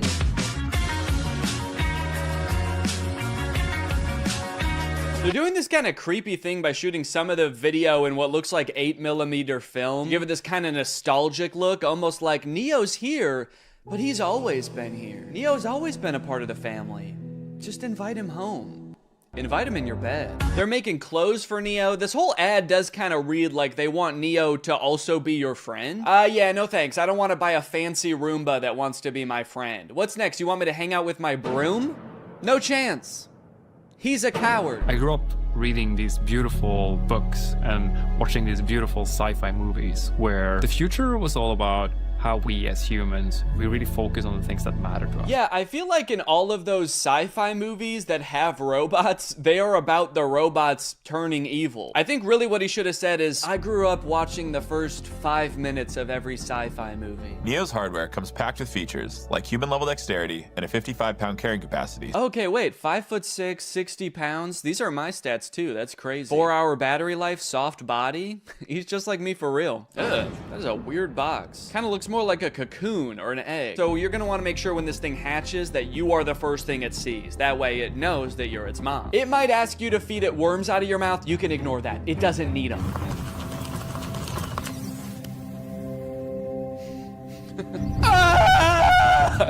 That's just its startup sound. Don't worry, it's not in any pain. Hey, I'm Neo. I'm here to help around the house. What's your name?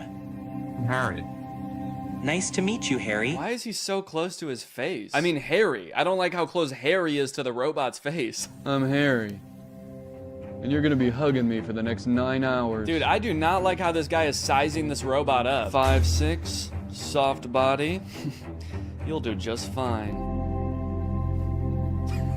He's just like, don't play games with me. Neo doesn't like games. If there are any chores that your Neo hasn't learned how to do autonomously, you can use expert mode to have an expert from 1X supervise the session and provide corrective intervention to help Neo complete any task. Oh, okay, great. So sometimes my autonomous robot won't be autonomous and there's just going to be a stranger controlling a robot in my house? Neo is fully capable of doing regular chores, but sometimes when you're not home, an expert may take over to go through your underwear drawer or spend hours staring at the same photo of you and your children. Oh, actually, that reminds me, I should probably check what my Neo's doing.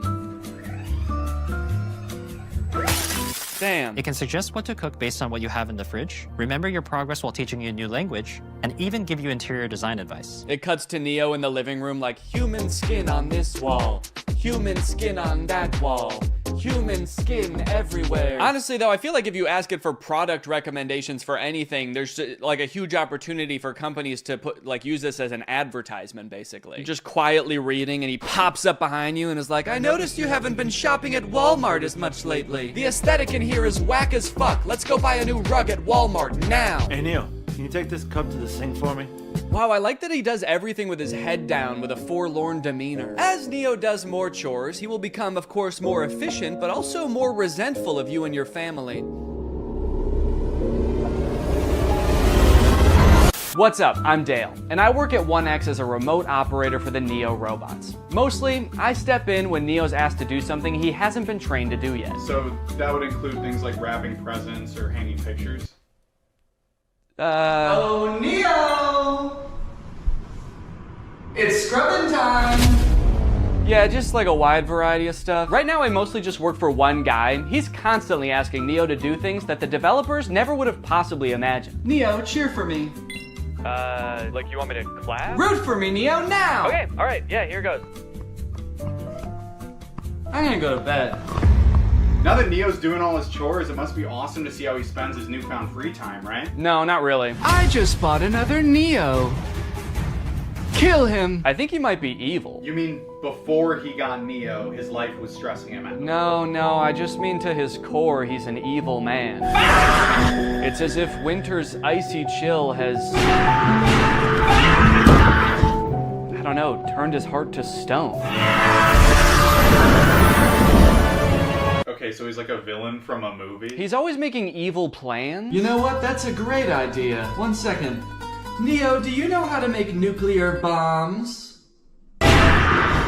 Now, one interesting question I've seen posed a lot when people are talking about humanoid robots for the home, does a robot even need to look like a human to be able to do tasks around your house? Like Roombas, for example, are vacuums. Like they just made the vacuum into a robot. They didn't need to make a human to hold a vacuum. And I think if we kind of expand our idea of what a robot can look like, you can actually make a more useful one. I saw this video a couple days ago of a robot that's meant to care for elderly and disabled people. The title of the video does say that this robot can solve the elderly care problem, which does have a bit of a sinister undertone to it, but I think it was designed with good intentions.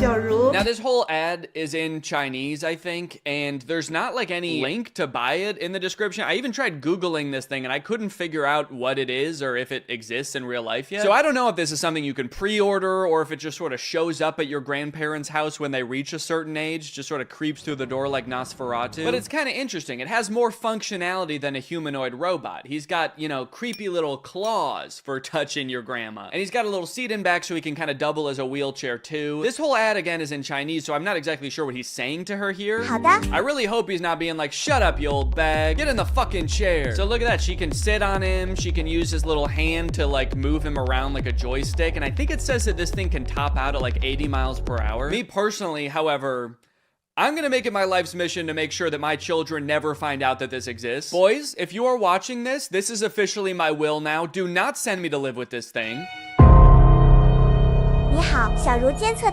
Oh no, robot! What did you do? You translated here and the robot's being like, I didn't do shit! It wasn't me! Now he's either calling the police or like his other robot friend to make an alibi. And then this part I think is just in heaven. So I don't know. It's a pretty cool idea. I'm all for robots that can help take care of people, give people mobility they didn't have before. It is a little disconcerting that in this video, there's not a single other human taking care of this woman. Like maybe this thing could be part of her care team, but kind of makes it seem like her entire social circle has been replaced by this guy. So not only are humanoid robots taking over things that people generally don't want to do, like folding your laundry and hanging out with Jimmy Fallon, they are also going head to head with each other and humans in sports. Recently, humanoid robots were allowed to compete in the Beijing Half Marathon. It went about as well as you could expect. I like how in America, we're really taking like baby steps with the robots. We're like, okay, maybe this one's ready to come in your home. We're trying to teach it how to pick up a bag. Meanwhile, in China, they're like, fuck it, let's put them in a race. Let's make them chase these humans. Put a little pep in their step. This one in particular is really concerning. I don't know if you can tell, it just has drone propellers on it. And unlike most of the other operators, she doesn't have like a remote control. She's got 2 ropes, like she's controlling a horse and buggy. And this thing is totally unwieldy. I mean, she has lost all control over it. Imagine you're a human who's been training for months for the half marathon, and you all of a sudden behind you hear the sound of propellers. You look behind you and this terrifying monster is careening towards you. Its handler's like, look out, I don't have control. Now, from this article, I found out a lot of the robots didn't even finish, but the fastest robots that finished did actually beat some humans with a time of like 2 hours and 40 minutes. Alan Fern, a robotics professor at Oregon State University, tells Wired that researchers who build these robots typically focus on trying to get them to complete tasks and respond differently in a diverse range of different environments rather than run as fast as possible. Yeah, I would say all of them except for this thing. I don't know if this thing is really meant to handle a wide range of environments. I don't know if after this thing crashed, they were like, well, it's okay if it's not that good at running. Really, this thing's just meant to care for elderly people. So now, if you like the concept of robots becoming extremely physically fit and being able to best humans in athletic abilities, then let me introduce you to the Robot Games. This again is in China. They hosted the world's first humanoid robot game. They've got events like running. He's actually not competing right now. He was trying to escape. But they've got soccer, boxing. I think they're going to add more events in the future, like hunting humans for sport. The competition featured 500 humanoid robots from 280 teams representing 16 different countries. Yo, wait, what is that guy? Dude, I like this little freak. Who is this? He's just got regular shoes on. Not even like running shoes. He's just wearing Vans. To some of the best robot fails of the whole competition. Like this robot that did not seem to want to take a time out and let the other robots play. Oh my god. Robots could sometimes stand up on their own. Then I think they're dragging this one off the field so they can shoot it in the head, put it down. That measured robots' ability to do work like cleaning and manufacturing. Sorry, that is not a humanoid robot. That thing does not look like a human at all. Show me the designer that built that. Does he look like that? Now the event has moved to an even bigger stage with knockouts at least as devastating. So you know what's concerning about this? These robots very effectively fighting each other. It kind of seems like we're still a ways away from robots being able to effectively help you in your home. But we have robots that'll kick your ass today. Unitree is the company that makes a lot of the robots that were doing really well in the robot games. And they post a lot of videos on their YouTube channel of their robots doing the most insane acrobatics and violence, quite frankly.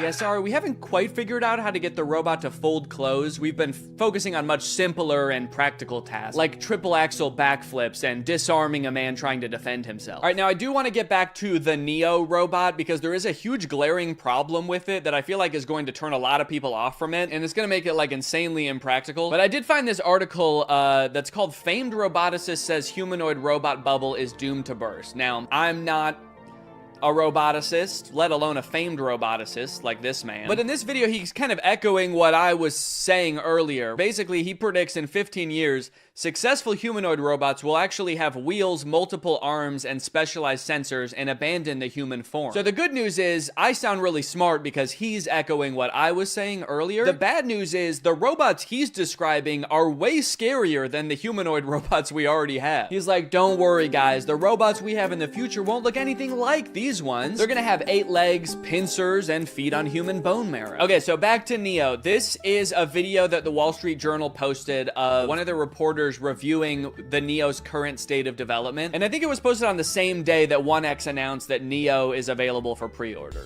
Yeah, so we touched on this a little bit before, because in their own ad, they even say like an expert might have to take over. But it turns out, in its current state of development, Neo can do basically nothing autonomously. The only thing that they've ever shown Neo do fully autonomously is open one door. Everything else in every video, including this one, he is being controlled by a guy. This guy, actually. So essentially, instead of having a housekeeper doing your chores, you are buying a robot, and the robot is being controlled by a housekeeper, but they're just somewhere else and you don't have to look at them. If or when that'll ever happen, like it kind of seems like they would need an insane amount of training data of like thousands or millions of different homes and environments. Okay, so he's not gonna be able to pick up things that are hot or things that are sharp. So basically he's not gonna be able to help cook or do your dishes. Yeah, I guess we also don't want him strangling you, so he's not gonna be able to pick up your clothes because he could use your clothes to do that. And cleaning solutions can be pretty dangerous too, so those are off the table. And tables are off the table too. Those could be pretty heavy. So yeah, this robot is available now for order. You can buy it for $20,000 or you can like rent it, I guess, a subscription for $500 a month. Don't worry, if you can't pay the $500 one month, they're not gonna send you to collections or anything. Neo is just going to steal it from your wallet. So what's your real name? I'm Neo, the robot of the future. No, I mean your real name.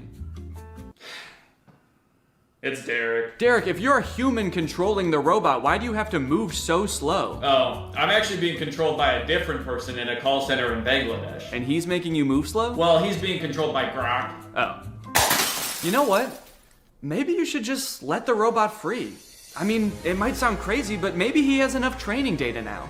I want to see what Neo can really do. You know what? You're right. Fuck it. Derek is logging off. It's time for the real Neo.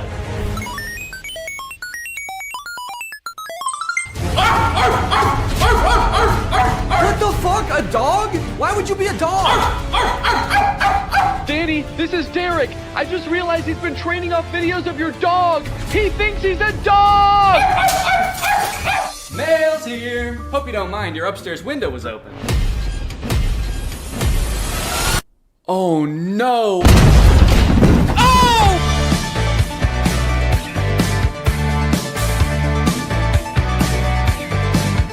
AI is threatening to take all of our jobs, and it seems like nobody is doing anything about it. But today, that ends. If I can make fake AI apps and get them on the App Store where people think they're getting free labor from a soulless machine, when in reality, they're getting free labor from a soulless YouTuber, then I can do the unthinkable. I can steal AI's job. And I bet I can do it better too. This was a journey that would take me several months and cost me a lot of money, only to find that I was the one who felt like I was talking to robots. The two apps I want to create are both parodies of the most popular types of AI apps. You've got chat apps like ChatGPT. You ask it a question, it gives you an answer. Where did it come up with this answer? Is this answer true?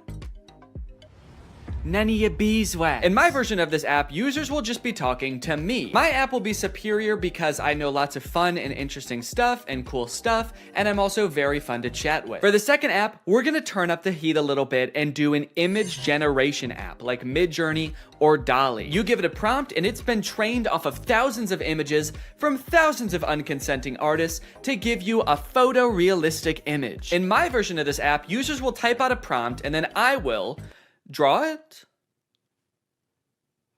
I don't know yet. Maybe if it's something I have laying around, I can just take a picture of it. My app will be superior because what's more photorealistic than a real photo? I'm excited to find out just how creative people will be with their prompts. Now, unfortunately, I'm not an app developer. Yes, I did go to an engineering school for a degree in computational media. Yes, I did learn how to code, and yes, I was also a Viner at the time and thought I was gonna do that for the rest of my life. So yes, I did forget everything I learned the second I graduated. So if I wanted to get these apps made, I was going to need some help. I tweeted out asking for help developing an app, and that's how I met True. True's a super talented software designer. She's worked for companies like Discord, and now she was working for me. For the next few weeks, I coordinated with True while she worked diligently to perfect these two apps. And in the meantime, I've got to come up with a name and description for each app to go on the App Store. Okay, for the chatbot, I'm thinking I want to name it something as close to ChatGPT as possible. That way people immediately understand what it's supposed to be. So instead of ChatGPT, maybe something like Chat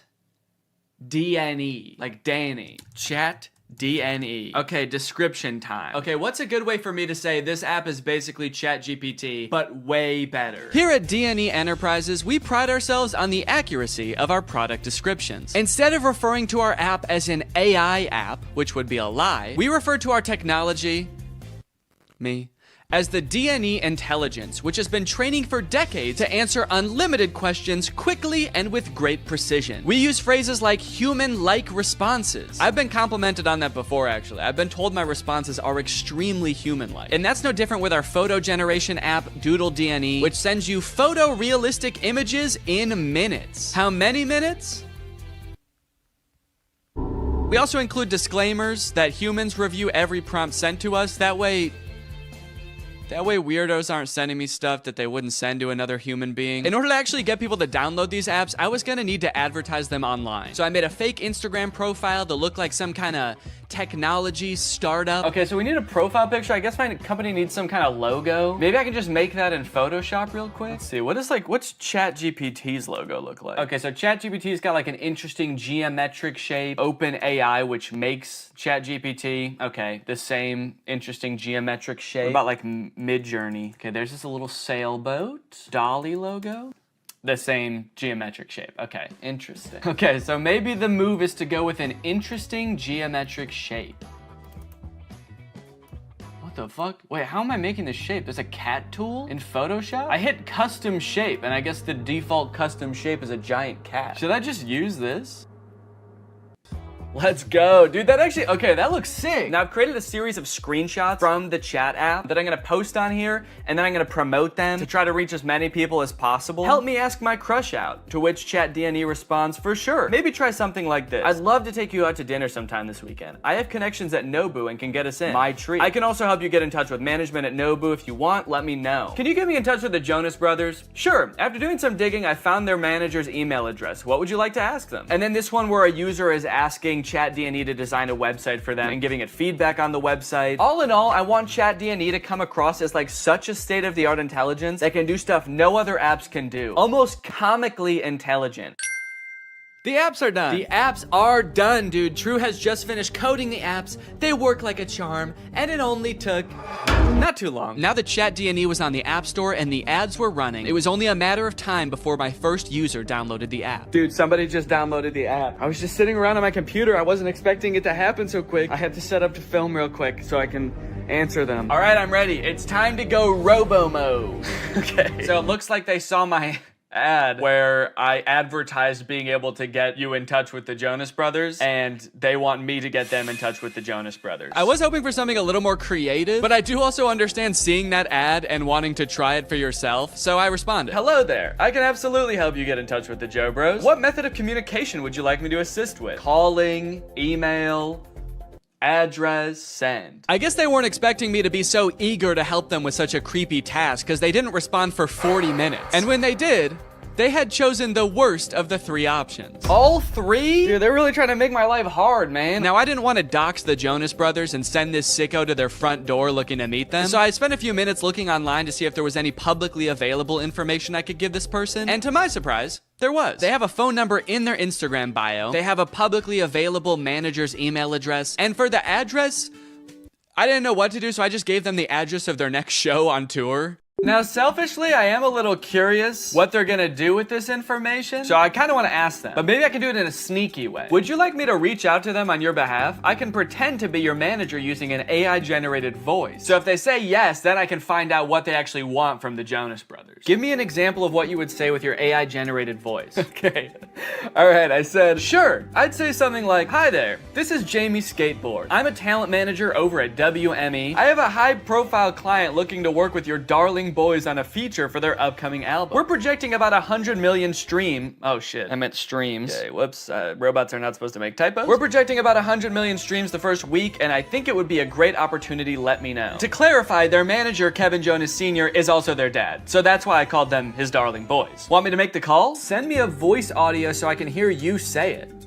This one stumped me for a little bit. It seemed like I was at a dead end. The app does not have audio capabilities, and I don't know how to make an AI voice like that. But then I realized I could just record myself doing a silly voice and then upload it to Google Drive and send them the link. So that's what I did. Hello there. This is Jamie's skateboard. I'm a talent manager over at WME. So I think it would be a great opportunity. Let me know. Dude, I can't believe that voice came out of my body. Sure, you can listen to the recording here. And then I sent the Google Drive link. Oh, what the hell? Make it sound more seductive. This is Jamie's skateboard. I'm a talent manager over at WME. Perfect. They did not respond after this, but that's okay because we just got another user. His name is Davis and he asked, can you get me in touch with Lady Gaga?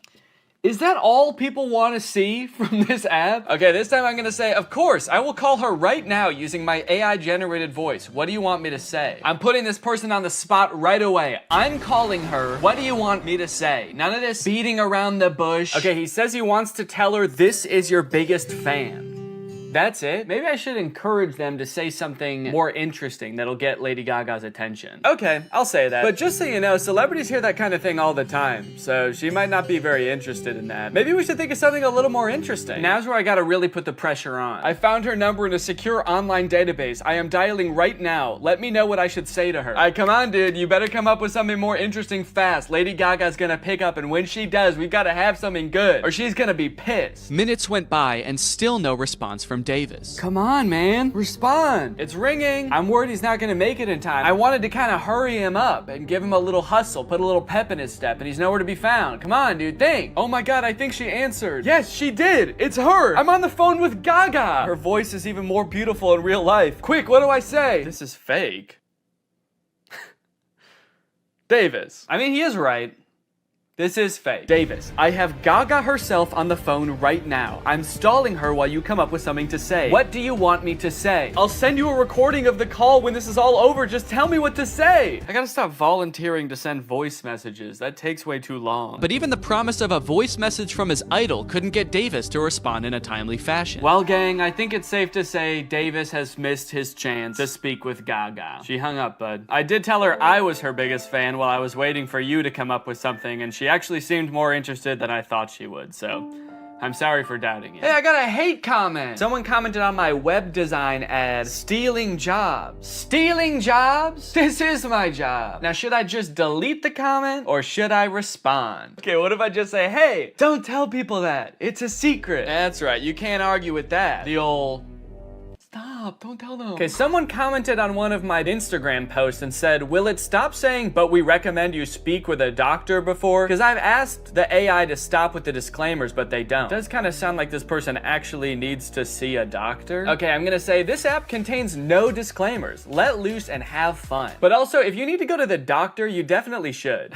Oh, okay, we have a new type of interaction alert. Can you write essays that stay undetectable to AI detectors? I did not know there were AI detectors. Absolutely. I was designed to be like no other AI on the market in this regard. True. I was designed by my parents to be a human. Want to give it a shot? I asked, hoping to do something else besides connect people to their celebrity crushes. Okay, write me a quick essay on the history of Honda Civics and I'll put it in a detector and we'll see what happens. This is about when I remembered that I hate writing essays. How the heck am I gonna do this? I don't know why I would make a fake app where there was a big possibility that I would have to write an essay. So I started reading an article about the Honda Civic on Wikipedia and just like paraphrasing it. And I got like half of a paragraph in and then decided, you know what?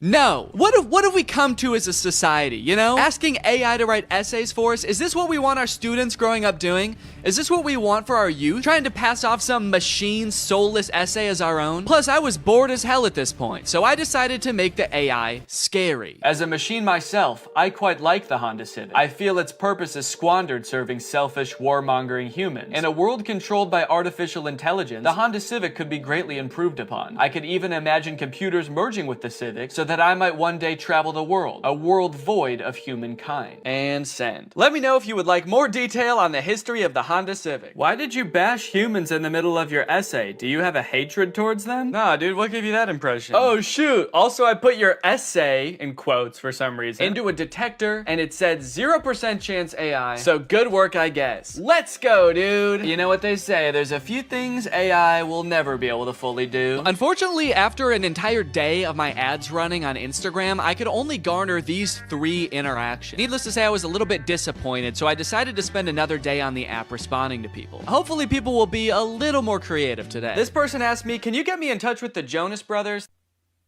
OpenAI, the creators of ChatGPT, if you're watching this, do not ever implement a feature to contact the Jonas Brothers. They will never know peace again. I also met an evil, insane person. Their name in the app is Killer Keen Keen, and they wanted me to make them a website for a sports drink. They wanted it to look modern and use vibrant colors. So I sent them a link to a picture of a bunch of Gatorade bottles and said, here you go. What do you think? They did not like that. They started calling me mean names. They accused me of stealing the website, to which I responded, whoa. At least I'm not stealing jobs from real website designers. And that's when they got racist. They said, motherfucker, tell me some racist shit. Some dark racist jokes, you little shit. I was feeling pretty hopeless for the future after interacting with people on ChatDNE. But hey, I had a whole nother app to use, and maybe Doodle DNE would change my mind. To market Doodle DNE, I wanted to get a little more creative, to hopefully pull in a new crowd, more indifferent to the Jonas Brothers. So I took a couple pictures, I photoshopped them to show what the app was capable of, but I also wanted to make a video to show off Doodle DNE's full potential. That's when I remembered Cameo Business. It's basically like Cameo, where you can get any celebrity or former Bachelor contestant to wish your friend a happy birthday, but for business. You can get any celebrity. How? Okay, so at this point, I don't know what was wrong. It was just like straight up forgetting which contacts it had. It said it couldn't call Laura because it didn't have her contact. Then it said it couldn't call Eddie because it didn't have his contact. Call Eddie Burback. I'm sorry, I couldn't find a contact for Eddie Burback. Why not? And you might think, Danny, maybe there was an error transferring the contacts. Maybe it really doesn't have these contacts. But I know it had Eddie's contact, and do you know how I know? Because it could text Eddie. Can you text Eddie Burback? What do you want the message to say? Okay, all right. Still not sure if this is gonna work, but finally, thank God, it's letting me do something. Hey, Eddie, it's your... Is it... Cowboy Carter? Time to strap a man. No, I'm not trying to play Cowboy Carter. Oh God, now it's playing Metro Boomin. Stop. Anyway, eventually I sent the text to Eddie. It worked. I didn't have any way to know it worked because there's no screen on this device. You can't see what the message you sent said or anything. So I guess you just gotta hope and pray it goes through and accurately transcribes what you said to it, which frankly I am not confident in after the whole lore debacle. Okay. Eddie just texted my actual phone and said, I know you made a video on the pin and I'm positive this is you, but it still feels like a scam, LMAO. I'm too scared to text back to a random number claiming to be my friend. Regardless of scaring my friend, the text went through. This was a huge confident boost. Time to try calling my wife again. Call Laura.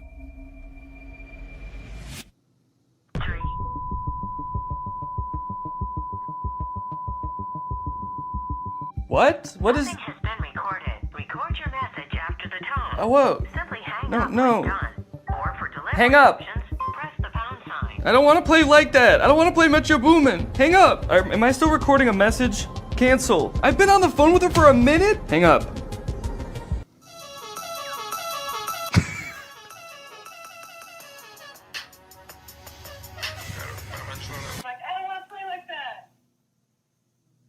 It was some man being like, I don't want to play like that?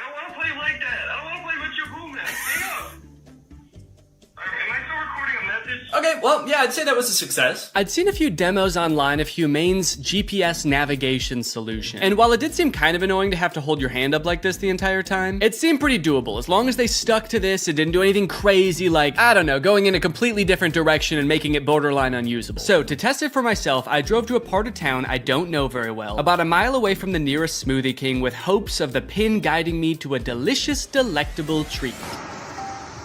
Navigate to Smoothie King? Head north on South Columbia Street towards East Gardner Road. Turn right onto East Gardner Road, then left onto South Washington Street. Follow South Washington Street and turn right onto East Chicago Avenue. It just gave me all of the directions at once. I wasn't ready for it. What, am I supposed to have a notebook to write that down? Also, sorry for the noise. If you live in Illinois or one of the surrounding states, you know, it's cicada season. It's the year of the cicada and they're everywhere. Oh. One just landed on my shoe and then got pissed off that I moved. Eventually, I realized if I look at the laser display, it displays the directions, but not like it did in any of the demos. It just gives you a block of text with every single direction written down. If you're in the shade, that is. If you're in the sun, it gives you nothing. Can't see anything. I was very confused by this and thought surely this could not be right. What happened to all those demos? So just to be sure I wasn't missing something, I asked it again, and this time I got an even stranger response. Directions to Smoothie King. For accurate and up-to-date directions, consider using a map service like Google Maps or a GPS navigation. What? Can you give me step-by-step walking instructions to the Smoothie King? For step-by-step walking directions, it's best to use a navigation app like Google Maps for the most accurate and up-to-date route. I thought you had navigation instructions. What? So now not only was it forgetting things that it could do in the demo, it was also forgetting that it just moments earlier had given me step-by-step instructions. This thing was regressing at a rapid rate, and if I ever wanted to get to Smoothie King, I was just gonna have to use the directions on my hand and go. Okay, well, I guess I'm just gonna use those written out directions, which start with head south on this road, Columbia Street. And I actually don't know which way is south, so I guess I just have to use the sun to try to figure that out. So the sun is directly overhead. What does that mean? Okay, while I'm walking aimlessly, I just got a text from Laura. So I'm gonna use a feature that I've seen them use in the demos where you tell it to catch me up on all my notifications. Tell me what I missed. And it's supposed to like summarize all your notifications. Since I just have one, I assume it's just gonna tell me what Laura said. Can you catch me up? Your message to Laura Fuexlow says, can you catch me up? Okay to send? No, I want you to tell me what Laura said. What did she say? Can you tell me what she said? Finding Laura. Finding Laura? Laura asked, okay, hello, what we thinking about lunch? Oh no, guys. I told Laura that I was having a smoothie for lunch, and now she's saying that she wants a smoothie for lunch too, and I didn't have the heart to tell her that I was just meandering aimlessly down the street with no clear end in sight. And I told her I would get her one, which means I'm on a time crunch now. So that's when I had to kick it into high gear. Walking under the beating sun through a sea of cicada corpses, I trudged, and I trudged. Then I realized I had been walking the wrong way for 10 minutes, so I trudged the other way. And after about 35 minutes, I finally made it. I got my smoothies. Let's go. Let's go. Take a picture of my smoothies.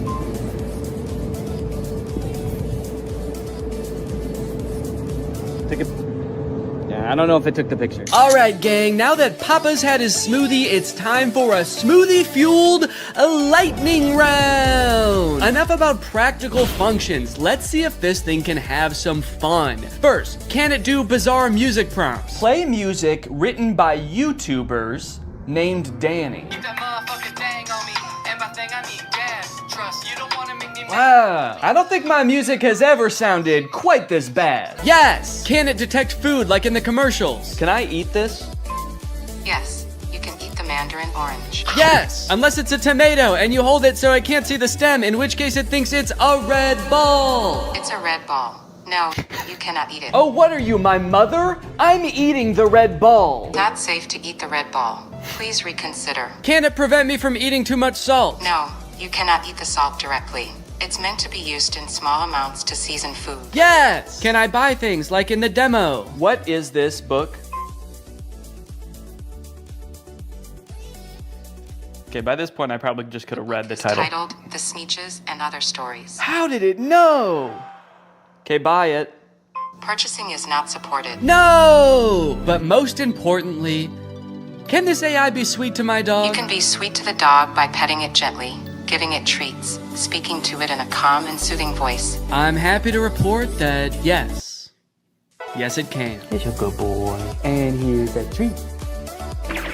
Good boy. You know what? Now this isn't so bad. This is just petting a dog. This has nothing to do with the AI pimp. Does anyone want to buy this from me? It's really good. Over the past few months, Mark Zuckerberg has been hopping on the AI bandwagon hard, adding AI features to all of Meta's apps, most notably perhaps in Instagram, where you can't even go to the search bar without Meta's AI trying to suggest searches to you. Sorry, do you think that I came to the search bar because I knew I wanted to search, but I didn't know what for?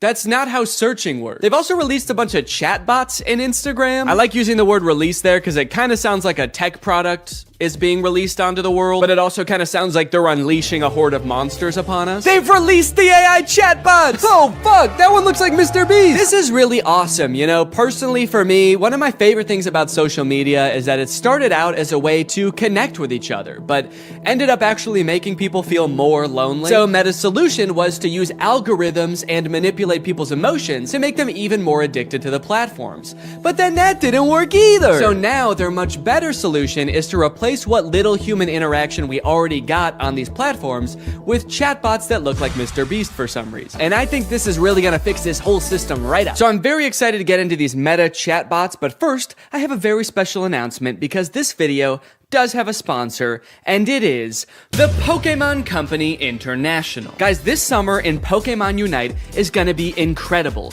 You got Ho-Oh sweeping in, and you can snag it for 0 cost. You also have a very cool looking Dark Lord style Charizard Hollowware, which is so cool, and I wish somebody would call me Dark Lord style just once in my life. This summer, you could catch me roaming around the gamer world. My trainer's name is Danky Gonky. Go ahead, hit me up, add me to your squad, let's go and do some battles together. There's a challenge called the Divine Forest Challenge that lets you trade for a Ho-Oh's license, and guys, let me just tell you, Ho-Oh's no joke. Bringing back defeated allies with its Unite move, Rekindling Flame. You got other sick moves like Sky Attack, Fire Spin. You're gonna be unstoppable with this thing. This game is just busting at the seams with gifts, daily free prize machine ball throws that promise a Hollowware treasure. So if you want to hop into the game, click the link in the description, get into the Pokemon world, and make this a summer to remember. Again, click the link in the description to get Unite today. It's totally free to start on iOS, Android, and Nintendo Switch. And now let's talk chatbots. I'm still actually not sure what the point of adding these chatbots into Instagram is, so I asked it, what can you do? To which it responded that it can help in a variety of ways, from helping to plan a vacation to creating art, which is actually kind of a crazy coincidence because those are the exact two things that I would literally never want an AI to do for me. It went on to say that its strengths are answering questions, generating text and images, and just chatting. But at this point, all I could think about was the fact that it told me it could plan a vacation. I thought there was no way it could actually do that.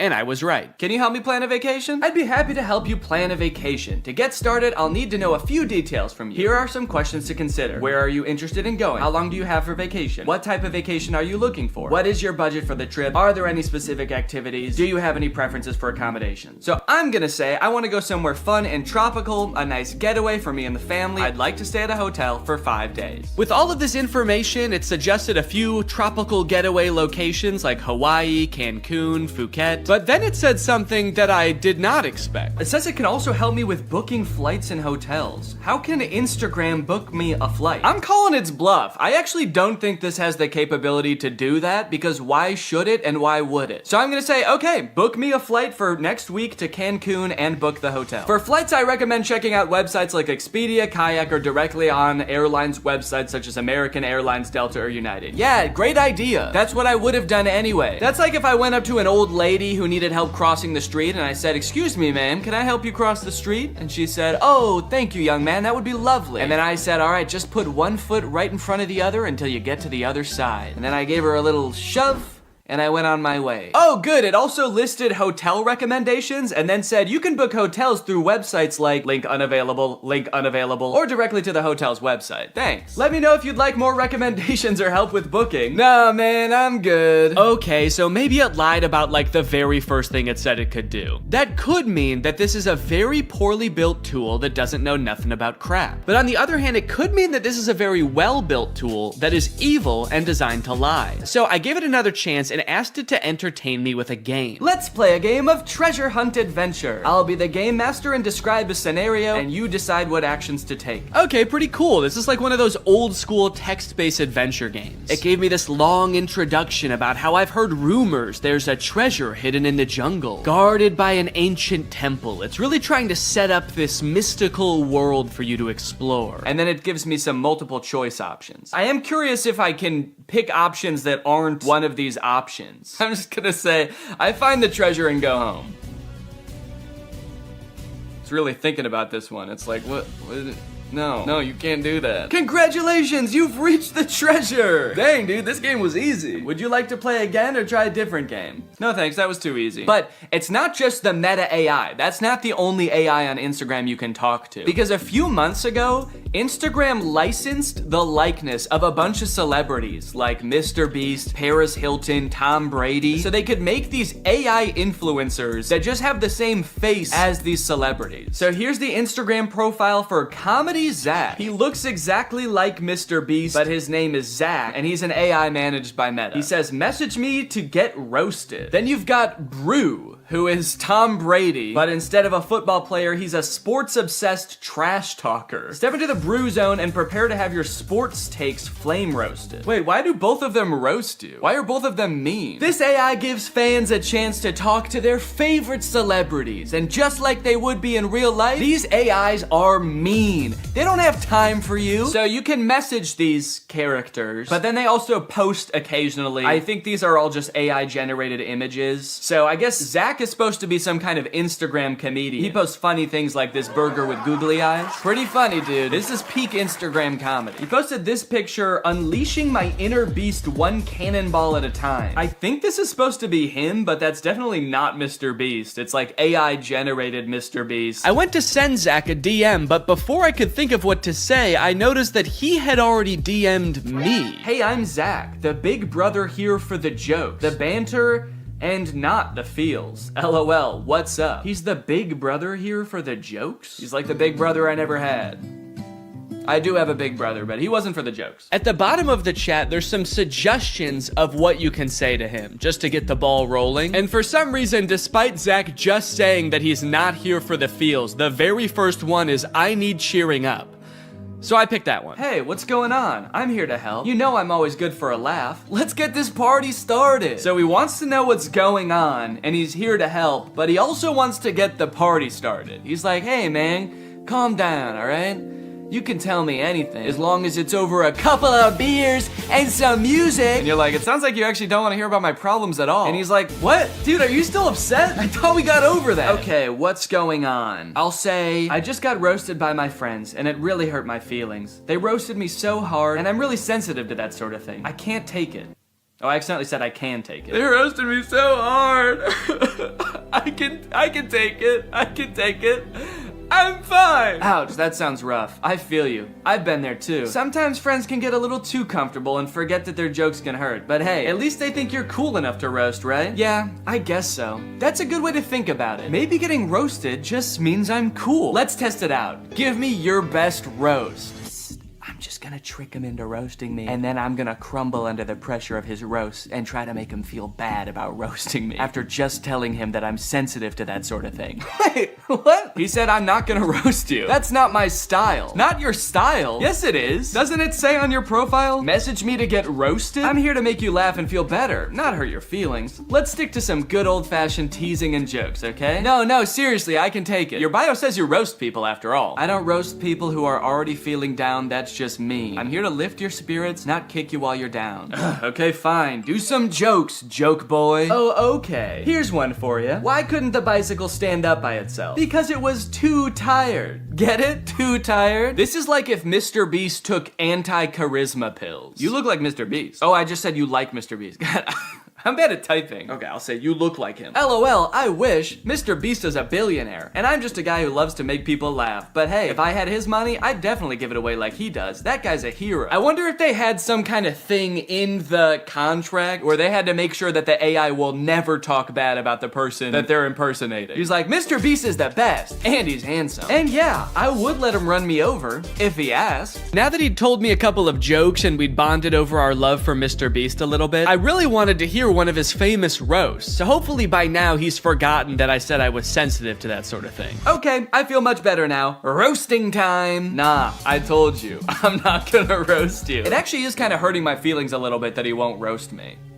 It makes me feel like I'm not cool enough to be his friend. Okay, this is seriously starting to piss me off. Why won't you roast me? You roast everyone else, and it is hurting my feelings so bad that you can't just lob one respectful zinger my way? I'm serious. Nope. Not gonna do it. Let's just stick to some good old-fashioned joking around, okay? Wait, what? I said, all right, this is lame, let's do something.